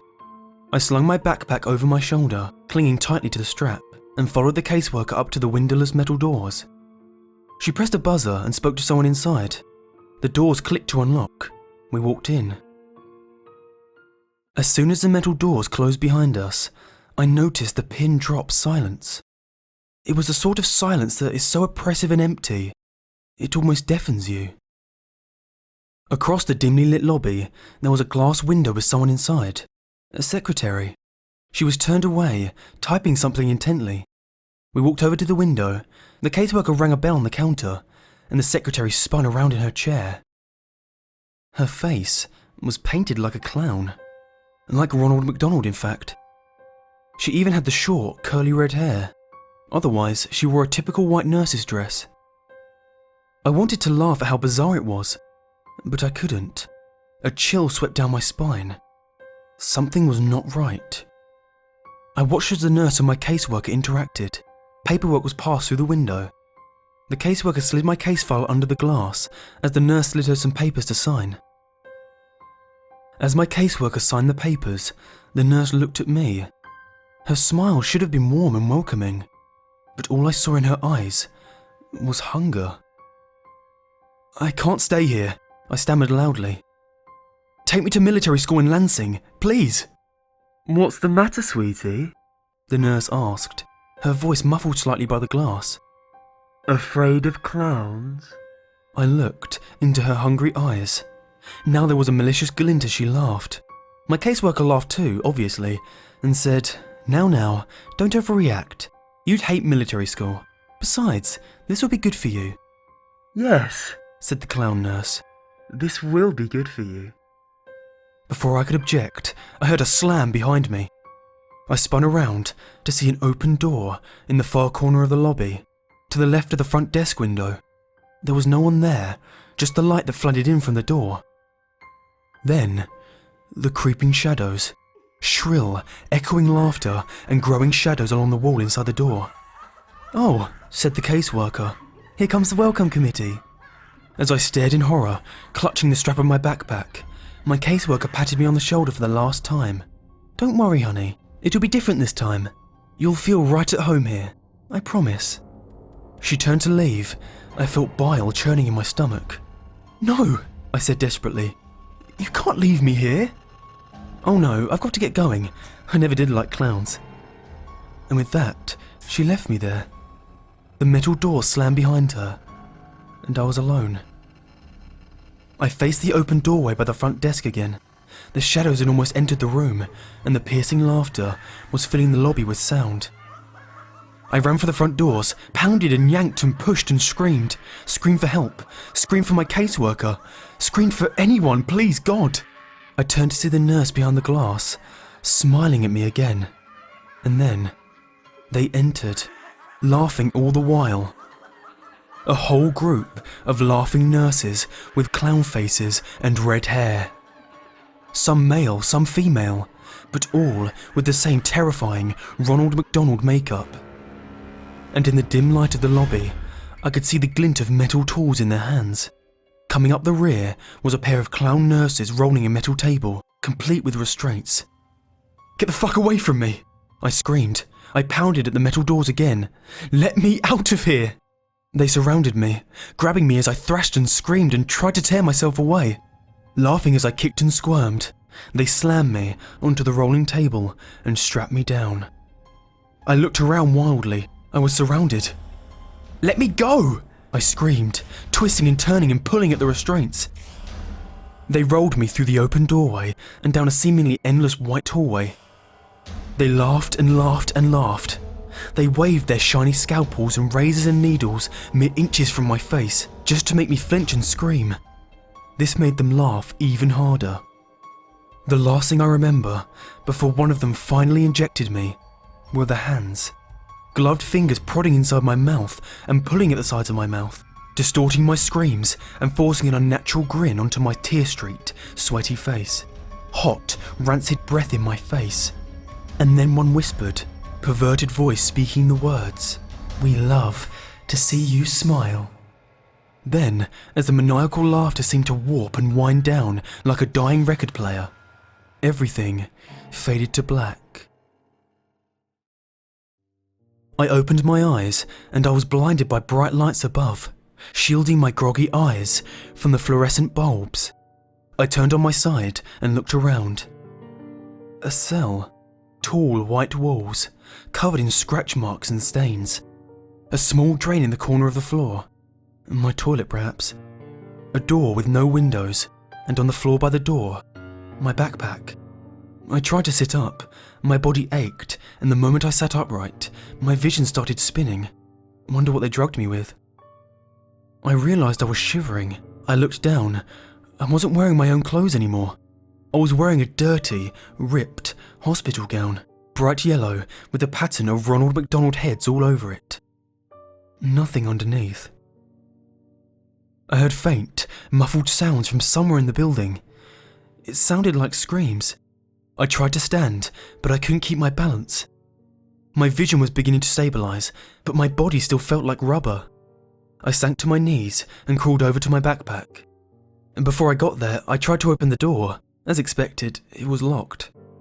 I slumped onto the floor beside my backpack and unzipped it. All that remained inside was the photo album.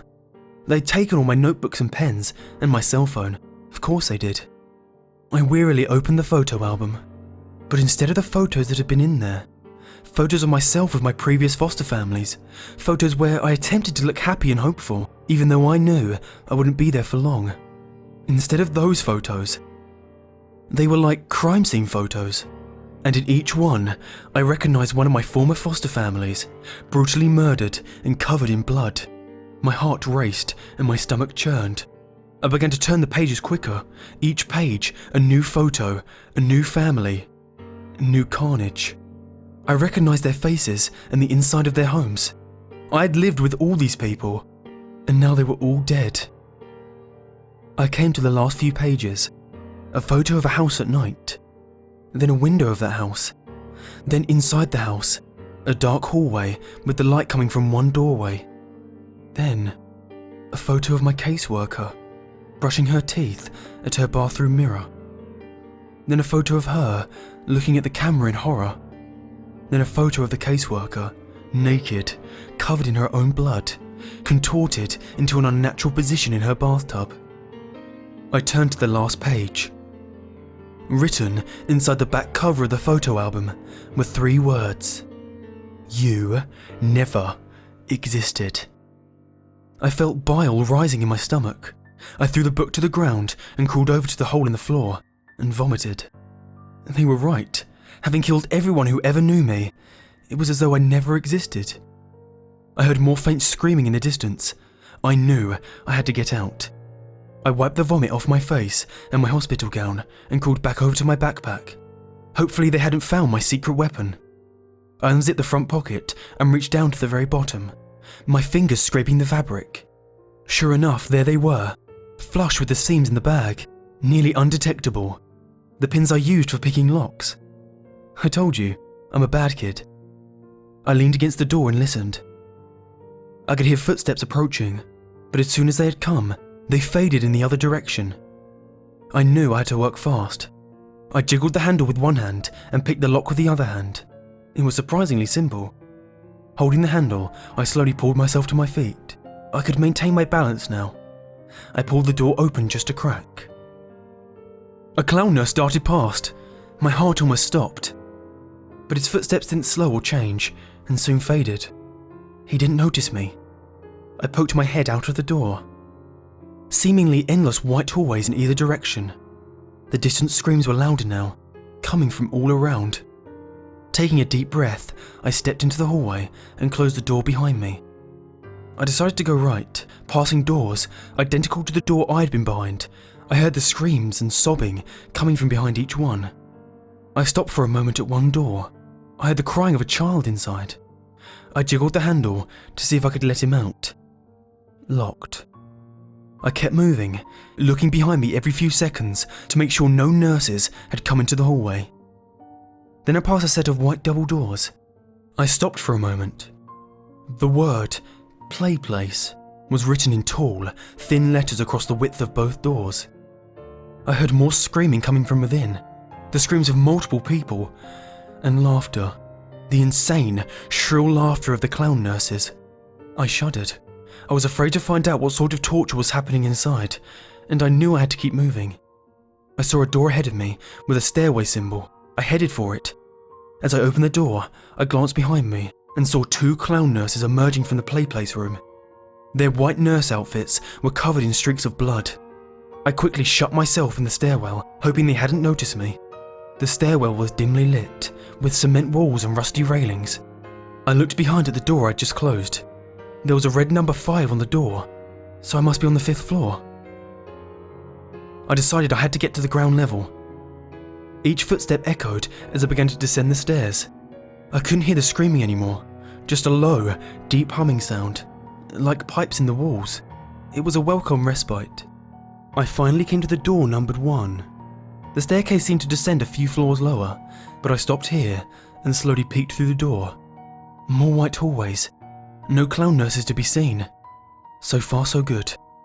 I stepped through the door and walked into the hallway. I noticed I couldn't hear any screaming on this floor, just the buzz of the fluorescent tube lights above. I came to the end of the hallway and another set of double doors. A large red cross, the kind you'd see on a lifeguard stand or on a first aid kit, was painted across the width of the doors. I pressed my ear to the door. All I heard was a slow, rhythmic pulse, like a machine at work, and faintly, a beeping sound, like you'd hear in a hospital room.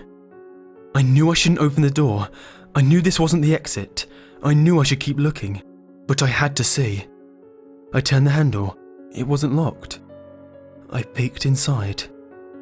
It was a cavernous white room. Fluorescent lights flickered and buzzed. I saw wires hanging all around. And hanging from the ceiling, in rows. Kids in hospital gowns like mine, attached to white wooden crosses affixed to the ceiling. Literally crucified. They were silent, their heads drooping forward, their eyes either closed or staring at nothing. Some seemed to twitch a bit, but most were still. Their crosses swung back and forth very slightly. And the hanging wires, they weren't wires. They were intravenous tubes attached to the kids' wrists. Tubes sucking out their blood. I almost vomited again right then and there. In the very centre of the room, amidst the rows of hanging crosses, I could see where the rhythmic pulsing sound came from. A huge steel cylinder which seemed to be collecting the blood from all of the tangled tubes that dangled from the kids' wrists. I opened my mouth to scream, to cry out in anger. All I could say was, "What the fuck?" That's when the alarms began to sound, loud, piercing, like the police sirens of hell. They must have realised I was missing. I shut the doors and frantically glanced around the hallway to see if anyone was coming. No signs yet. I ran for the stairwell. As soon as I entered the stairwell, I heard laughter from above, echoing and reverberating throughout the stairwell. The clown nurses were coming. I stumbled down the stairs as fast as I could. I must have gone down another 3 stories before I reached the basement. I found myself running through a dark, sewer-like hallway, with small light bulbs overhead every 10 yards or so. The smell of decay and rotting flesh grew more and more pungent as I ran. The laughter continued behind me. I managed to glance behind to see a group of them running after me. I saw them come into the light and then become silhouettes again, their faces and gleaming knives and needles pushing my adrenaline to the max. I ran past alcoves full of stacked, rotting corpses, but I couldn't stop. I couldn't think of anything but escape. I turned a corner and found myself facing the metal rungs of a ladder in the wall.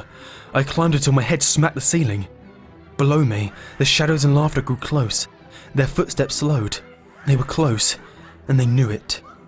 I pushed at the ceiling above me, heaving upward and panting and screaming. The clouds were below me, laughing and waving their scalpels. Something cut my leg. I screamed and pushed one last time. The ceiling gave way as a manhole cover slammed onto asphalt above. I climbed out and frantically pushed the manhole cover back over the hole, blocking out the laughter of the clown nurses below. I laid there on top of the manhole cover for a few minutes as I caught my breath. Rain fell onto my skin. The turbulent night sky above was a welcome sight. I looked around. Abandoned buildings, broken glass. No lights, no cars, no signs of life at all. A police siren somewhere in the distance, and then silence. An urban ghost town. I climbed to my feet. Pain shot through my leg. I looked down and saw the cut on my ankle where a clown nurse had slashed me. Bastards. Limping the best I could, I started to walk. "Hello," I called out. The only answer was a distant roll of thunder. "Somebody, help me, please!" My foot fell on something soft and mushy. I looked down. A newspaper. I peeled it off the wet asphalt. Most of the ink had faded, but I was able to make out the date. July 13th, 1992. I dropped it, an icy dread filling my stomach. I kept walking. "Can anyone hear me?" I screamed. "Please! Anyone! Please!" My words faded into delirious sobs. The rain had soaked through my thin hospital gown. I shivered as the wind blew. Then, I saw a light in the distance. It was a big, yellow M in the sky. A McDonald's. Of course. I limped towards it. When I came to the McDonald's, I saw that apart from the M, the rest of the building was completely dark. I walked cautiously towards the broken glass and looked in. Darkness. I turned and surveyed the PlayPlace outdoor playground. 10-foot tall structures of coloured tubes for kids to crawl through. Sitting at one of the benches was a familiar figure. The Ronald McDonald statue. You know, the one where you could sit beside him and it looks like he's got his arm around your shoulder. Every kid has seen it. I shuddered at the sight. The doors were unlocked. I walked in, out of the rain. Silence. Darkness. I noticed that the decor wasn't like the modern McDonald's you see today. It was still the same as it was in the 80s, with the white plastic booths and the red and yellow tiles. The wind seemed to whisper through the broken windows. I noticed something on the front counter. I got closer. A laptop, a nearly new laptop. I let out a soft, delirious laugh. I knew what I was supposed to do. So I took the laptop outside and sat beside the Ronald statue. I opened the laptop and began to type this story. The rain is falling on the keys, but I don't care. There's nothing left to do now but wait. Because I've been noticing, out of the corner of my eye, Ronald is trying to look over my shoulder. He's laughing now. All I can do is join him.